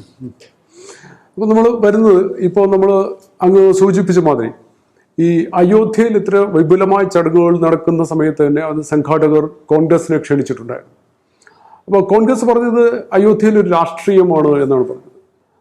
പക്ഷേ അവരെ സംബന്ധിച്ചിടത്തോളം അവരുടെ ഹിമാചൽ പ്രദേശിലെ മുഴുവൻ കോൺഗ്രസ്സുകാരും മധ്യപ്രദേശിലെ ഒരു വലിയ ബഹുഭൂരിപക്ഷം ആൾക്കാർ അവർ മധ്യപ്രദേശിൽ അവർ ക്ലെയിം ചെയ്യുന്നത് രാജീവ് ഗാന്ധിയുടെ ഇഷ്ടപ്രകാരമാണ് അയോധ്യയിൽ ക്ഷേത്രം നിർമ്മിച്ചതെന്നാണ്. പക്ഷേ അയാളുടെ ഹൈക്കമാൻഡ് ഇതിന് നേരെ വിരുദ്ധമാണ് താനും. അപ്പൊ ഏത് തരം രാഷ്ട്രീയമാണ് ഈ കോൺഗ്രസ്സുകാർ അയോധ്യയിൽ പറയുന്നത് എന്നാണ് നമ്മൾ മനസ്സിലാക്കേണ്ടത്. രാജീവ് ഗാന്ധിക്ക് എന്താ കാര്യം അയോധ്യയിൽ? രാജീവ് ഗാന്ധി എവിടെയാ പറഞ്ഞിട്ടുള്ള അയോധ്യ? 2014 നരേന്ദ്രമോദി വന്നതിന് ശേഷമാണ് അയോധ്യയുടെ കാര്യത്തിൽ ഇത്രയും തീവ്രമായ രീതിയിൽ കാര്യങ്ങൾ മുന്നോട്ട് പോയതും സുപ്രീം കോടതിയുടെ ഒരു വിധി വന്നതും. ഇല്ലെങ്കിൽ അയോധ്യ ഇന്നും ഉണ്ടാവില്ല. ഇപ്പോഴും ശ്രീരാമചന്ദ്ര ഭഗവാൻ ആ ടെന്റിനകത്തിരുന്നേനെ. ആ ടെന്റിനകത്ത് നിന്ന് ഭഗവാന്റെ ചൈതന്യം ക്ഷേത്രത്തിലോട്ട് മാറിയെങ്കിൽ അതിന് കാരണക്കാരൻ നരേന്ദ്രമോദി എന്ന് പറയുന്ന ഉരുക്ക് മനുഷ്യൻ തന്നെയാണ്. പണ്ട് ഉരുക്ക് മനുഷ്യനായിരുന്നത് സർദാർ വല്ലഭായ് പട്ടേലാണെങ്കിൽ ഇന്നത്തെ ഉരുക്ക് മനുഷ്യൻ നരേന്ദ്രമോദി തന്നെയാണ്. അത് ഭാരതത്തിലെന്നല്ല എല്ലാ ലോകരാഷ്ട്രങ്ങളുടെ മുന്നിൽ അംഗീകരിക്കപ്പെട്ടതാണ്. അത് ഒരു സംശയം വേണ്ട. പിന്നെ ഇപ്പൊ കോൺഗ്രസ്സുകാർ പറയുന്നത് എന്താ? അയോധ്യ ഇപ്പം പ്രാണപ്രതിഷ്ഠ നടത്തിയത് രാഷ്ട്രീയമാണ്. രാഷ്ട്രീയം തന്നെയാണ്, എന്താ സംശയം? എന്തിനാ അല്ലെന്ന് പറയുന്നത്? ഞാൻ ചോദിക്കട്ടെ, നരേന്ദ്രമോദിജിയുടെ തെരഞ്ഞെടുപ്പ് വാഗ്ദാനങ്ങളിലൊന്നായിരുന്നില്ലേ അയോധ്യ പുനഃസ്ഥാപിക്കുമെന്ന്? ശ്രീരാമചന്ദ്രനെ ഭഗവാനെ അവിടെ പ്രതിഷ്ഠിക്കുമെന്നുള്ളത് ആ തിരഞ്ഞെടുപ്പ് വാഗ്ദാനമായിരുന്നില്ലേ? ആ വാഗ്ദാനമല്ലേ അദ്ദേഹം നിറവേറ്റിയത്? അത് ഇപ്പോ ഈ സമയത്ത് ചെയ്തു. ഇനി ഒരു 3 മാസം കഴിഞ്ഞ് ചെയ്താലും കുഴപ്പമൊന്നുമില്ല. പക്ഷെ തെരഞ്ഞെടുപ്പിന് മുമ്പ് ചെയ്തത് ഞാൻ പറഞ്ഞ വാഗ്ദാനം നിറവേറ്റി എന്ന് ജനങ്ങളുടെ മുമ്പിൽ തെളിയിക്കാൻ വേണ്ടി തന്നെയാണ്. തിരഞ്ഞെടുപ്പ് തന്ത്രം തന്നെയാണ്, അതിൽ ഒരു സംശയവും വേണ്ട. അതുകൊണ്ട് തന്നെയാണ് ചെയ്തത്. പിന്നെ നരേന്ദ്രമോദി എന്തിനു പ്രതിഷ്ഠിക്കുന്നു? അല്ലെങ്കിൽ നരേന്ദ്രമോദി അല്ലല്ലോ ചെയ്യേണ്ടത്, ആചാര്യന്മാരാണല്ലോ ചെയ്യേണ്ടതെന്ന് പറഞ്ഞു. ഞാൻ ഒരു കാര്യം ചോദിക്കട്ടെ, അവിടുത്തെ ബാക്കി ചടങ്ങുകളെല്ലാം കഴിഞ്ഞില്ലേ? അവിടുത്തെ നേത്രനിർമ്മീലനം കഴിഞ്ഞു, പൂജകളെല്ലാം കഴിഞ്ഞു, എല്ലാ ആചാര്യന്മാരും ചെയ്തത്. നരേന്ദ്രമോദി എന്താ ചെയ്തത്? യജമാന സ്ഥാനത്ത് നിന്ന് പ്രാണപ്രതിഷ്ഠ ചെയ്തു എന്നുള്ളതാണ്. അതിന് 100% അർഹനാണ്, യോഗ്യനാണ് നരേന്ദ്രമോദി. കാരണം ഇവിടെ ഈ ശ്രീരാമ ജന്മഭൂമി തിരിച്ചു പിടിക്കാൻ വേണ്ടി ലാൽ കൃഷ്ണൻ അദ്വാനിയുടെ നേതൃത്വത്തിൽ സോമനാഥ ക്ഷേത്രത്തിൽ നിന്ന് ഒരു രഥയാത്ര ആരംഭിച്ചു അയോധ്യയിലേക്ക്. ആ രഥയാത്രയുടെ ചുക്കാൻ പിടിച്ച ആരാ?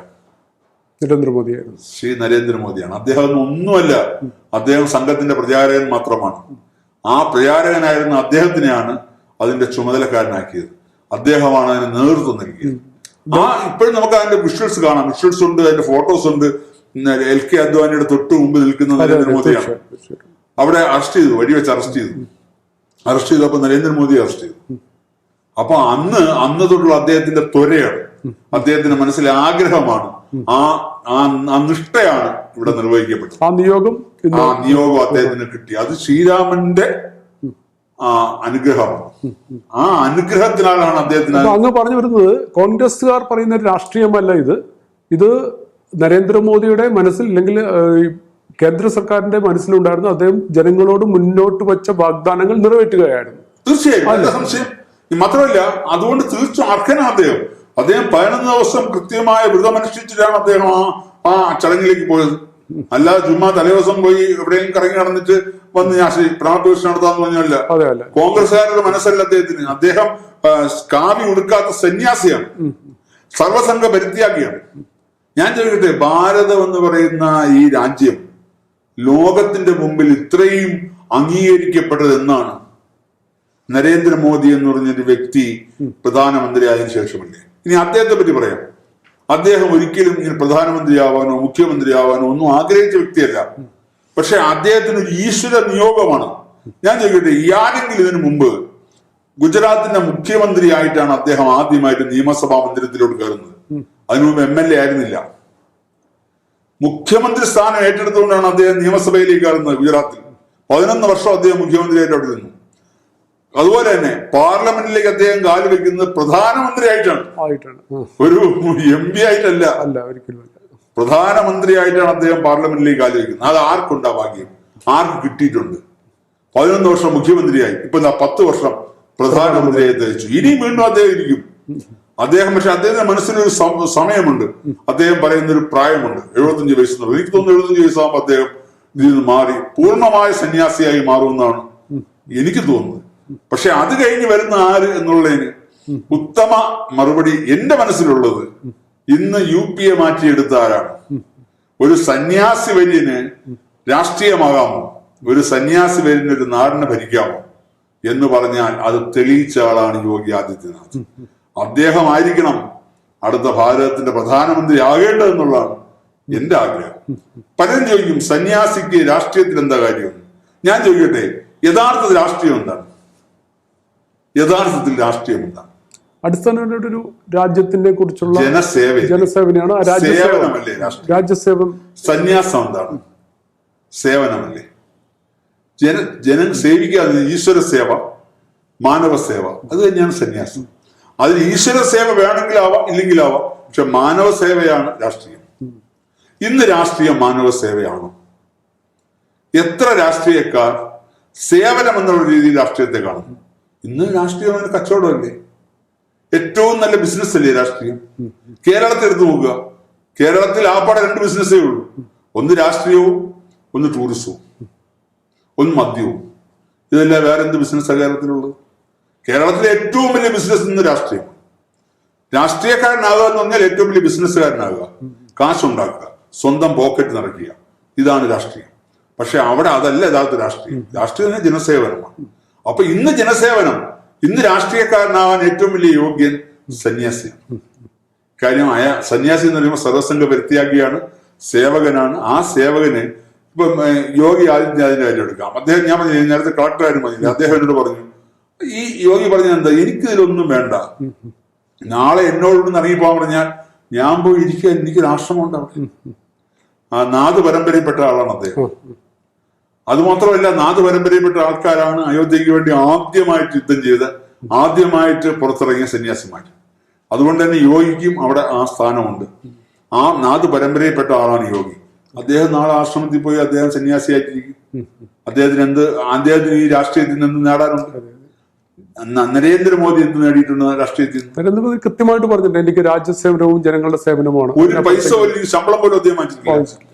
അത് മാത്രമല്ല, അദ്ദേഹത്തിന് ഒരു പേന അദ്ദേഹത്തിന് ആരെങ്കിലും സമ്മാനിച്ചാലും അത് അദ്ദേഹം ലേലം ചെയ്തിട്ട് അതും രാജ്യത്തിന്റെ ആ നിധിയിലേക്കാണ് മാറ്റുന്നത്.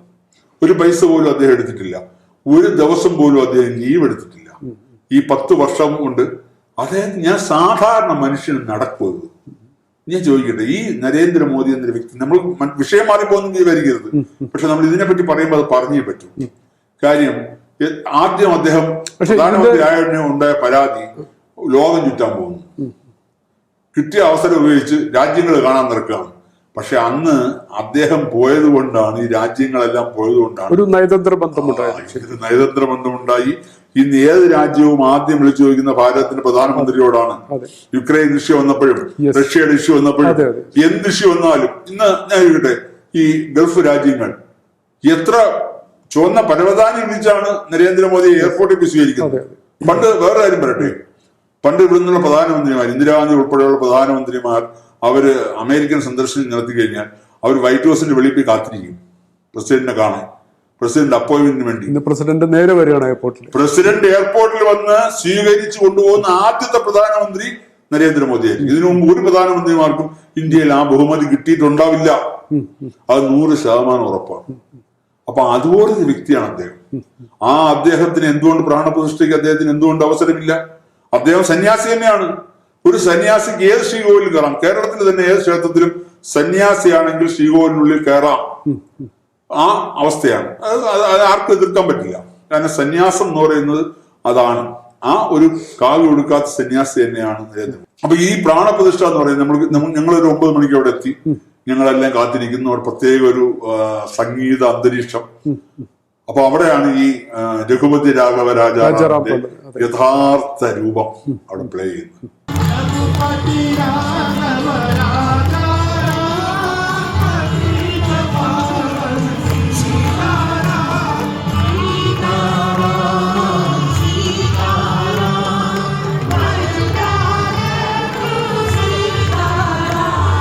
അനുരാധ പൊതുവാൾ പാടുന്നു. എന്തൊരു ആവേശമായിരുന്നു ആൾക്കാർ. ഈ ജയ് ശ്രീറാം വിളികളാൽ മുഖരിതമാണ്. ജയ് ശ്രീറാം വിളിക്കുന്നത് നമ്മുടെ സാധാരണ ആൾക്കാരല്ല. അവിടെ 7000 പേരും അത്ര ഹൈ VIP ആണ്. വളരെ പോസിറ്റീവ് എനർജിയാണ്. അവരാണ് എഴുന്നേറ്റ് ജയ് ശ്രീറാം, ജയ് ശ്രീറാം, ജയ് ശ്രീറാം എന്ന് വിളിക്കുന്നത്. സ്ത്രീകൾ ഉൾപ്പെടെ. സ്ത്രീകൾ ഡാൻസ് ചെയ്യാണ്. നമ്മുടെ മറ്റേ കങ്കണ റണാവത്ത് ഉൾപ്പെടെയുള്ള ആൾക്കാർ എണീറ്റ് ഡാൻസ് ചെയ്യാൻ. അതൊരു വല്ലാത്ത അന്തരീക്ഷമായിരുന്നു. ആ അന്തരീക്ഷത്തിൽ ഒരു 11 മണിയായപ്പോഴാണ് പ്രധാനമന്ത്രി വരുന്നത്. അപ്പൊ അദ്ദേഹത്തിന്റെ ഹെലികോപ്റ്റർ ഇങ്ങനെ നാവിക ഹെലികോപ്റ്റർ പോയി എയർപോർട്ടിൽ ഇറങ്ങി. അദ്ദേഹം ഒരു 11-15 കാലമായപ്പോൾ അദ്ദേഹം എത്തി. ആ ജനക്കൂട്ടത്തിന്റെ ഇടയിൽ കൂടെ അദ്ദേഹം ഇങ്ങനെ അവിടെ സമർപ്പിക്കാനുള്ള താലവും കയ്യിൽ വെച്ചിട്ടാണ് വന്നത്. എല്ലാ ആൾക്കാരും എഴുന്നേറ്റ് നിന്ന് അദ്ദേഹത്തെ സ്വീകരിച്ചു. അദ്ദേഹം അകത്ത് പോയി കഴിഞ്ഞാൽ പിന്നെ നമ്മളെല്ലാം കാണുന്നത് LED സ്ക്രീനിലാണ്. നിങ്ങൾ കണ്ടത് തന്നെയാണ് ഞങ്ങളും കണ്ടത്. അദ്ദേഹത്ത് പോയി പൂജകളെല്ലാം കഴിഞ്ഞു, അർച്ചന ചെയ്തു. പക്ഷെ അവിടുത്തെ ഏറ്റവും വലിയൊരു സംഭവം എന്ന് പറഞ്ഞാൽ നമ്മളെല്ലാം കേട്ടിട്ടുണ്ട്, നമുക്കൊരു ഏറ്റവും പ്രധാനപ്പെട്ട ഒരു കാര്യം നടക്കുമ്പോൾ ഭഗവാന്റെ മഹാവിഷ്ണുവിന്റെ അനുഗ്രഹം അവിടെ ഉണ്ടാകുന്നതാണ് കൃഷ്ണപരന്തിന്റെ രൂപത്തിൽ. ശബരിമലയിൽ ഏറ്റവും വലിയ പ്രത്യേകത എന്ന് പറഞ്ഞാൽ ഈ മകരവിളക്ക് സമയത്ത് മകരജ്യോതി, ഞാൻ പറയുന്ന അവിടെ പൊന്നമ്പലമേട്ടിലെ മകരവിളക്കിനെ കുറിച്ചല്ല, മകരജ്യോതി എന്ന് പറഞ്ഞാൽ മകര നക്ഷത്രം, അതാണ് മകരജ്യോതി. മറ്റത് അവിടെ അന്ന് പൂജ ഉണ്ടാകുന്ന സമയത്ത് ഈ മകരജ്യോതി തെളിയുമ്പോൾ അവിടെ വിളക്ക് കത്തിച്ച് പൂജിച്ചുകൊണ്ടിരുന്നത്. അത് തന്നെയാണ് ഇപ്പോഴും നടക്കുന്നത്. അതല്ല മകരവിളക്ക്, ആ സങ്കല്പം മാറ്റണം. മകരവിളക്ക് എന്ന് പറയുന്നത് മകരജ്യോതിയാണ്. ആ മകരജ്യോതി തെളിയുമ്പോൾ കൃത്യമായിട്ട് കൃഷ്ണപരുന്താണ് വട്ടമുണ്ട്. ഇവിടെ അല്ലാതെ കൃഷ്ണപരുന്തിനെ നമുക്ക് ശബരിമലയിൽ കാണാനേ പറ്റില്ല. ഇവിടെയും ഈ പ്രാണപ്രതിഷ്ഠ നടന്നപ്പോൾ 2 കൃഷ്ണപരുന്തുകൾ കൃത്യമായിട്ട് ആ അയോധ്യ ക്ഷേത്രത്തിന് വലം വെച്ചുകൊണ്ടേയിരുന്നു. ഒരു 3-4 പ്രാവശ്യം വലം വെച്ചു. അത് കഴിഞ്ഞ് ആ കൃഷ്ണപരുന്തം കൊണ്ട് പോയപ്പോ കാണുമ്പോൾ കൃഷ്ണപരുന്തിന്റെ എത്രയോ വലിയ വലിപ്പത്തിൽ 2 മറ്റേ വായുസേനയുടെ 2 ഹെലികോപ്റ്ററാണ് ഇങ്ങനെ പൊങ്ങി വരുന്നത്. എന്തിനാണ് നമ്മൾ അത്ഭുതപ്പെട്ടിരിക്കുന്നത് നോക്കിയപ്പോ ഈ ഹെലികോപ്റ്ററിന് പൊങ്ങി വന്ന് പുഷ്പവൃഷ്ടിയാണ്. റോസാദലങ്ങളാൽ അയോധ്യയിൽ നമ്മൾ ഇരുന്ന ആൾക്കാരെല്ലാം എല്ലാവരുടെ ദേഹത്തേക്കാണ് അഭിഷേകം ചെയ്തത്. റോസാദലം, ചുവന്ന റോസാദലങ്ങൾ 2 സൈഡിൽ നിന്ന് ഹെലികോപ്റ്റർ വന്ന് പ്രത്യേക ഒരു അനുഭൂതിയായിരുന്നു. സത്യം പറഞ്ഞാൽ നമ്മുടെ ദേഹത്തേക്കൊക്കെ ഇങ്ങനെ വീണു റോസാദലങ്ങൾ. അത് കഴിഞ്ഞിട്ട് അവിടുത്തെ ഓരോ ചടങ്ങുകൾ. അപ്പം നരേന്ദ്രമോദിജി ഇപ്പുറത്തുനിന്ന് പൂജിക്കുന്നു, അപ്പുറത്ത് സർസംഘചാലക് മോഹൻ ഭഗവത്ജി പൂജിക്കുന്നു, യോഗി ആദിത്യനാഥ് പൂജിക്കുന്നു. ആ പൂജകളെല്ലാം കഴിഞ്ഞിട്ട് അദ്ദേഹം പുറത്തു വന്നു. അപ്പം അദ്ദേഹത്തിന്റെ വാക്കുകൾക്ക് വേണ്ടി കാത്തിരിക്കുകയാണ്. അതിനുമുമ്പ് കൃത്യമായ ഒരു ഇൻട്രഡക്ഷൻ കൊടുത്തിരുന്നത് നമ്മുടെ വിശ്വഹിന്ദു പരിഷത്തിന്റെ വൈസ് പ്രസിഡന്റ് കൂടിയായ ചമ്പത് റായിയാണ്. അദ്ദേഹമാണ് ഈ ട്രസ്റ്റിന്റെ സെക്രട്ടറി അദ്ദേഹം, ജനറൽ സെക്രട്ടറി അദ്ദേഹമാണ്. മാത്രമല്ല ഈ ഖർസേവ കഴിഞ്ഞ് 1992 മുതൽ അദ്ദേഹം അയോധ്യയിലായിരുന്നു. അദ്ദേഹത്തിനായിരുന്നു ഇതിന്റെ പൂർണ്ണ ചുമതല വിശ്വഹിന്ദു പരിഷത്ത് ഏൽപ്പിച്ചത്. വിശ്വഹിന്ദു പരിഷത്തിന്റെ നേതൃത്വത്തിൽ അദ്ദേഹം അയോധ്യയിലായിരുന്നു. ഇവിടുത്തെ ഓരോ കല്ലും എങ്ങനെ മാറ്റിവെച്ചു, എങ്ങോട്ട് വെച്ചു, അവിടെ എന്താണെന്നുള്ളത് അദ്ദേഹത്തിന് കാണാപ്പാടമാണ്. ഏകദേശം നരേന്ദ്രമോദിജി അകത്ത് പ്രാണപ്രതിഷ്ഠയ്ക്ക് അദ്ദേഹം എത്തുന്നതിന് മുമ്പായിട്ട് ഒരു 1/2 മണിക്കൂർ നേരം അദ്ദേഹത്തിന്റെ പ്രഭാഷണം ഉണ്ടായിരുന്നു. വളരെ എനിക്ക് ഹിന്ദി അത്ര പിടുത്തമില്ല, എങ്കിൽ പോലും അറിയാവുന്ന ഹിന്ദിയിൽ കംപ്ലീറ്റ് ചരിത്രം അദ്ദേഹം പറഞ്ഞു. മാത്രമല്ല ഞാൻ അത്ഭുതപ്പെട്ട് നോക്കുന്നത് അവിടെ പ്രവർത്തിച്ച ഓരോരുത്തർ പേരുകൾ അദ്ദേഹം നോക്കി വായിക്കുകയൊന്നുമില്ല, അദ്ദേഹം പറയുകയാണ് കാണാതെ ഓരോ പേരുകൾ. അപ്പൊ അത് നമുക്ക് അത്ഭുതത്തോടെ കേട്ടോണ്ടിരിക്കാൻ നമുക്കൊന്നും പറ്റില്ലത്. അവരത്രത്തോളം അദ്ദേഹം അതിൽ ഇൻവോൾവ് ആയിരുന്നു. ചമ്പത് റായ് അദ്ദേഹമാണ് അതിന്റെ ഏറ്റവും വലിയ ശക്തി അതിന്റെ പിന്നില്. മാത്രമല്ല അദ്ദേഹം പറഞ്ഞൊരു കാര്യമുണ്ട്, 1000 വർഷങ്ങൾ ഈ ക്ഷേത്രം ഇതുപോലെ നിലനിൽക്കും. കാരണം ആ ക്ഷേത്രത്തിൽ ഒരു ഇരുമ്പിന്റെ ഒരു അംശം ഉപയോഗിച്ചിട്ടില്ല, സിമന്റിന്റെ ഒരു അംശം ഉപയോഗിച്ചിട്ടില്ല, മണ്ണിന്റെ ഒരു അംശം ഉപയോഗിച്ചിട്ടില്ല. എല്ലാം ഈ പറഞ്ഞ മാർബിൾ എന്ന് പറഞ്ഞാൽ പ്രത്യേകതരം മാർബിളാണ്. രാജസ്ഥാനിൽ ആ മാർബിളുകൾ ചേർത്ത് ഉണ്ടാക്കിയാണ് പഴയ രീതിയിൽ. അത് ഒരിക്കലും അവന് കേടുപറ്റില്ല.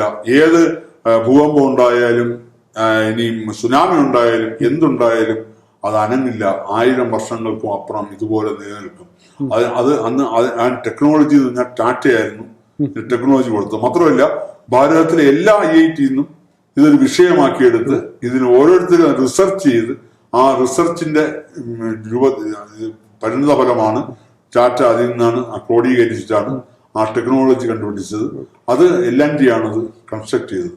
അപ്പൊ അത്ര മനോഹരമായ രീതിയിലാണ്. ഇനിയിപ്പോ 2 വർഷം കഴിയുമ്പോൾ ഇപ്പൊ കാണുന്ന അയോധ്യയായിരിക്കില്ല, അതൊരു പ്രത്യേക അവസ്ഥയിലേക്ക് മാറും. നമ്മൾ ആ പോകുന്ന വീതികൾ തൊട്ട് ആ രീതിയിലേക്ക് മാറും. അതൊരു സംശയം വേണ്ട. 2 വർഷം കൂടെ കഴിയട്ടെ. 2 വർഷത്തിനുള്ളിൽ ഈ അയോധ്യക്ക് ഒരുപാട് മാറ്റങ്ങൾ. ഒരു പ്രൗഢഗംഭീരമായ അയോധ്യയിലേക്ക് നമ്മൾ മടങ്ങി പോവാണ് അല്ലെ? പ്രൗഢഗംഭീരമായ ഒരു അയോധ്യ തിരിച്ചു വരികയാണ്. ശ്രീരാമ ജന്മഭൂമി, ശ്രീരാമ ജന്മസ്ഥാനം. അത് കോടതിയില് നമ്മളൊരു അന്ധനായ ഒരു സ്വാമിജിയുണ്ട്. അദ്ദേഹമാണ് സുപ്രീം കോടതിയിൽ ശക്തമായി വാദിച്ചത് ശ്രീരാമന്റെ ജന്മഭൂമിയാണിതെന്ന്. അപ്പൊ കോടതി ചോദിച്ചത് ശ്രീരാമന്റെ ജന്മഭൂമിയാണെന്ന് എങ്ങനെ തെളിയിക്കാൻ പറ്റുന്നു? അപ്പൊ അദ്ദേഹം വേദങ്ങളെയാണ് കോട്ട് ചെയ്തത്. വേദങ്ങളിൽ കൃത്യമായി പറഞ്ഞിട്ടുണ്ട് സരയൂ നദിയുടെ ഇന്ന കിഴക്ക് പടിഞ്ഞാറ് ഇന്ന സ്ഥാനത്ത് ഇന്ന സ്ഥലത്താണെന്നുള്ളത്. അപ്പൊ അത് കാണിക്കാൻ പറ്റും. അദ്ദേഹം വേദം അദ്ദേഹം അത് കോടതിയിൽ കോട്ട് ചെയ്ത് കൃത്യമായിട്ട് കാണിച്ചു കൊടുത്തു. അത് അളന്നു നോക്കിക്കഴിഞ്ഞാൽ അതേ സ്ഥാനമാണ്. അപ്പൊ അതാണ് സുപ്രീം കോടതി ഈ വിധിയിലേക്ക് വരാനൊരു പ്രധാന കാരണം. പിന്നെ നമുക്ക് ഏറ്റവും വലിയ നമ്മൾ ബഹുമാനിക്കേണ്ട വ്യക്തി എന്ന് പറഞ്ഞാൽ 90 വയസ്സ് കഴിഞ്ഞ പരാശരൻ എന്ന് പറയുന്ന അഡ്വക്കേറ്റാണ്. 90 വയസ്സ് കഴിഞ്ഞിട്ടും അദ്ദേഹം ആ ശ്രീരാമ ജന്മഭൂമിക്ക് വേണ്ടി കേസ് വാദിക്കാൻ അദ്ദേഹം എത്തി. അതുപോലെ തന്നെ മലയാളിയായ മറ്റൊരാളെ നമുക്ക് മറക്കാൻ കഴിയില്ല. ഒരു മുസ്ലിം സഹോദരനാണെങ്കിലും KK മുഹമ്മദ് എന്ന് പറയുന്ന ആ ചരിത്ര പണ്ഡിതൻ, ആ മറ്റേ ആർക്കിയോളജി, അദ്ദേഹമാണ് അവിടെ ഉദ്ഘാടനം ചെയ്തിട്ട് ഇത് ക്ഷേത്രമായിരുന്നു, ക്ഷേത്രത്തിന്റെ അവശിഷ്ടങ്ങളുണ്ട്, ക്ഷേത്രം തന്നെയാണെന്ന് റിപ്പോർട്ട് കൊടുത്തത്. അതിന് പേരിൽ അദ്ദേഹത്തിന് എന്തുമാത്രം ചെളിവാരി അറിയാൻ ബാക്കിയില്ല.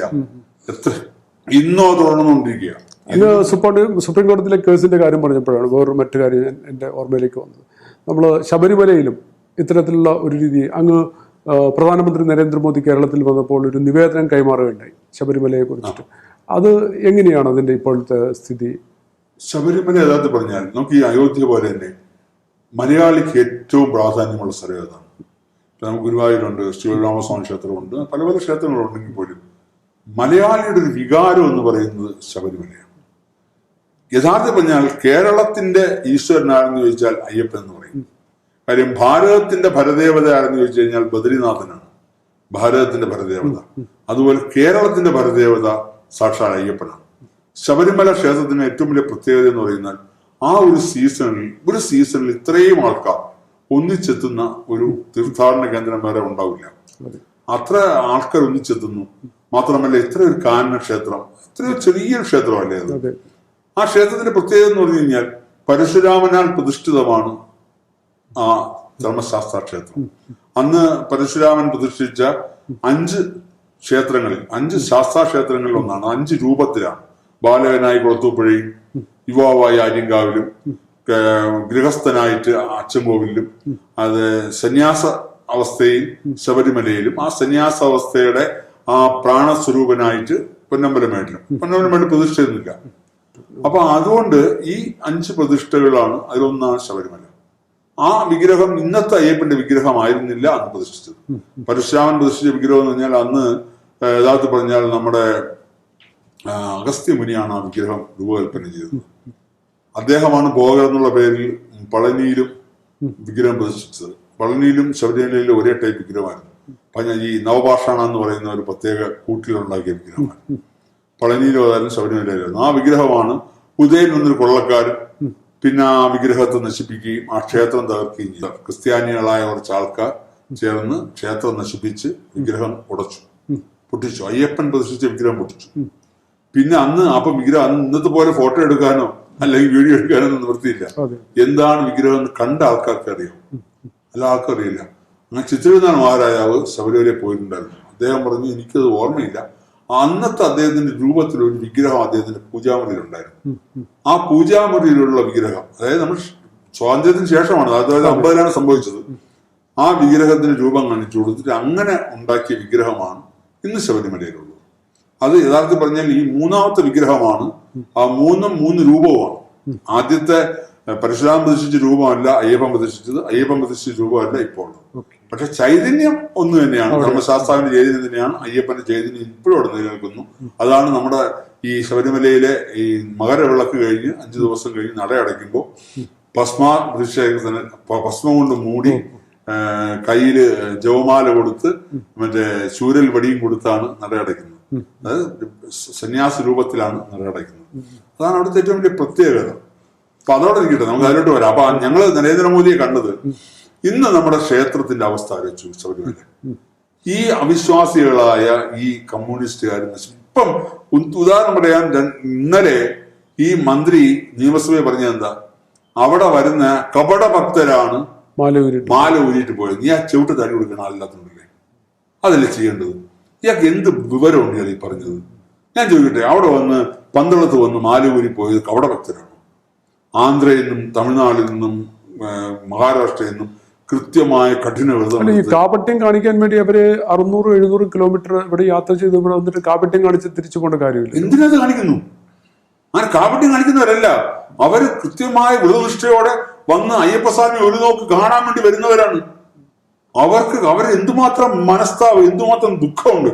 അവരുടെ ഓരോ വാക്കുകൾ പല സോഷ്യൽ മീഡിയ നമ്മൾ കണ്ടില്ലേ. പിണറായിയൊക്കെ പച്ചത്തെറി വിളിക്കുകയാണ് ചെയ്തത്. അവര് അയ്യപ്പന്മാർ മാലയിട്ടുണ്ട്. ആലോചിക്കുക, അവര് വന്നിട്ട് അവർക്ക് കാണാൻ പറ്റാതെ അവര് അയ്യപ്പന്റെ ജന്മസ്ഥാനത്ത് പോയി, പന്തളം കൊട്ടാരത്തിൽ പോയി, അവിടെ പോയി ആ നെയ്യഭിഷേകം ചെയ്ത് അവിടെ മാല ഊരിയിട്ട് പോയി. പമ്പയില് എത്രയോ പേര് പമ്പയില് ഗണപതി കോവിലിന്റെ മുമ്പ് മാല ഊരിയിട്ട് പോയി. ആലോചിച്ച് നോക്കി. എന്നിട്ട് ഈ മന്ത്രി വന്ന് പച്ചക്കള്ളം നിയമസഭയെ പറഞ്ഞു. ഇയാൾക്ക് ലജ്ജയില്ലേ? ഇയാളൊക്കെ ആരും മന്ത്രി? ഇയാൾക്ക് എന്ത് അധികാരമുണ്ട് ശബരിമലയെ കുറിച്ച് പറയാൻ, അയ്യപ്പന്മാരെ കുറിച്ച് പറയാൻ? ഇയാൾ കഴിഞ്ഞ മകരവിളക്കിന്റെ അന്ന് ഞാൻ പറഞ്ഞ പോലെ ഈ മകരദീപം പോലെ ഏറ്റവും പ്രധാനമാണ് ആ ദീപാരാധന. ദീപാരാധന എന്ന് പറഞ്ഞാൽ ഭഗവാന്റെ തിരുവാഭരണം ചാർത്തിയിട്ടുള്ള ദീപാരാധനയാണ്. അതായത് യഥാർത്ഥത്തിൽ പന്തള രാജാവ് അയ്യപ്പന് നിർമ്മിച്ചു കൊടുത്ത ആ ഉടയാടകളാണ് തിരുവാഭരണം. അത് ചാർത്തിയിട്ടുള്ള ദീപാരാധന, അതാണ് ഏറ്റവും പ്രാധാന്യം. ആ ദീപാരാധന നടക്കുമ്പോൾ അവിടെ മന്ത്രി എന്ന നിലയ്ക്ക് ഇയാൾക്കൊരു സീറ്റ് കിട്ടി, ഇയാൾക്കൊരു സ്ഥലം കിട്ടി. ഇയാൾ ഇത്രയും പേര് ആ ഒരു ഭഗവാന്റെ ആ നടയം തുറക്കുമ്പോൾ ആ രൂപം ഒന്ന് കാണാൻ വേണ്ടി അത്രത്തോളം ആ ഭക്തി നിർഭരമായി നിൽക്കുമ്പോൾ ഇയാൾ കൈയും കെട്ടി ഫുട്ബോൾ കാണാൻ പോലെ നിൽക്കുന്നവരാണ് നിന്ന് അവിടെ. ആലോചിച്ച് നോക്കി. ഇയാളെയൊക്കെ എന്തിനു പിടിച്ചോടെ നിർത്തി? സത്യം പറഞ്ഞാൽ അവിടെയുള്ള അയ്യപ്പ വിശ്വാസികൾ കഴുത്തിന് പിടിച്ച് ഇയാളെ പുറത്തു കളയണം. ബാക്കി കേസൊക്കെ പിന്നെ നോക്കാൻ നിൽക്കാം. ഇയാളെ പോലെ ഒരാളവിടെ നിർത്താൻ പാടില്ലായിരുന്നു. നെഗറ്റീവ് എനർജി അല്ലേ അയാളവിടെ നിൽക്കുമ്പോൾ ഉണ്ടാവുന്നത്. മാത്രമല്ല അയാൾക്ക് അവിടുത്തെ പുണ്യ തീർത്ഥം കൊടുത്തപ്പോൾ അയാൾ സാനിറ്റൈസർ പോലെ കൈ കഴുകിയ ആളാണ്. ഇയാൾക്ക് എന്ത് അധികാരമുണ്ട് അയ്യപ്പനെ കുറിച്ചും അല്ലെങ്കിൽ ഈശ്വര വിശ്വാസികളെ കുറിച്ച് സംസാരിക്കുക? പച്ചക്കള്ളവല്ലേ ഇയാള് നിയമസഭയിൽ എഴുന്നള്ളിച്ചത്. ഇതുകൊണ്ടൊക്കെയാണ് ഞാൻ പറഞ്ഞത്, ഈ ശബരിമലയെ ഇനിയും ഇവർ വീണ്ടും ഭരിച്ചുകൊണ്ടിരുന്നാൽ അടുത്ത വർഷങ്ങളിൽ ഈ ശബരിമലയെ ഇവർ നശിപ്പിക്കും. ഭക്തര് വരാതാക്കണം. അതാണ് അവരുടെ ആത്യന്തികമായ ലക്ഷ്യം. അതിനുവേണ്ടിയാണ് ഈ കൃത്രിമമായിട്ടുള്ള സംഭവം. ഒരു കുട്ടി അവിടെ ശ്വാസം കിട്ടാതെ വെള്ളം കിട്ടാതെ മരിച്ചത് കൃത്രിമമാണോ? അത് കപടമാണോ? കപടമായിട്ട് കുട്ടി കൊണ്ട് കൊന്നാണോ അവിടെ? അപ്പൊ ആലോചിച്ച് നോക്കിയ, കൃത്രിമമായ രീതിയിൽ ഇവിടെ തിക്കും തിരക്കും ഉണ്ടാക്കി ആൾക്കാരെ കഷ്ടപ്പെടുത്തി തിരുപ്പതി മോഡൽ ഉണ്ടാക്കി. എന്താ കാണിച്ചത്? എന്നിട്ട് ഇപ്പൊ ഇനി ആൾക്കാർ വരാൻ മടിക്കും. അയ്യോ, എന്തിനാണ് വീക്കത്തെ കഷ്ടപ്പെടുന്നത്? നമുക്ക് വീട്ടിൽ നിന്ന് പ്രാർത്ഥിക്കാം. അപ്പൊ ആൾക്കാർ വരാതാവണം. ആ ക്ഷേത്രത്തെ നശിപ്പിക്കണം, ആ ചൈതന്യത്തെ നശിപ്പിക്കണം. ഇതാണ് ഇവരുടെ ലക്ഷ്യം. അതിനെതിരായിട്ടാണ് ഞങ്ങൾ നരേന്ദ്രമോദിജിയെ കണ്ടത്.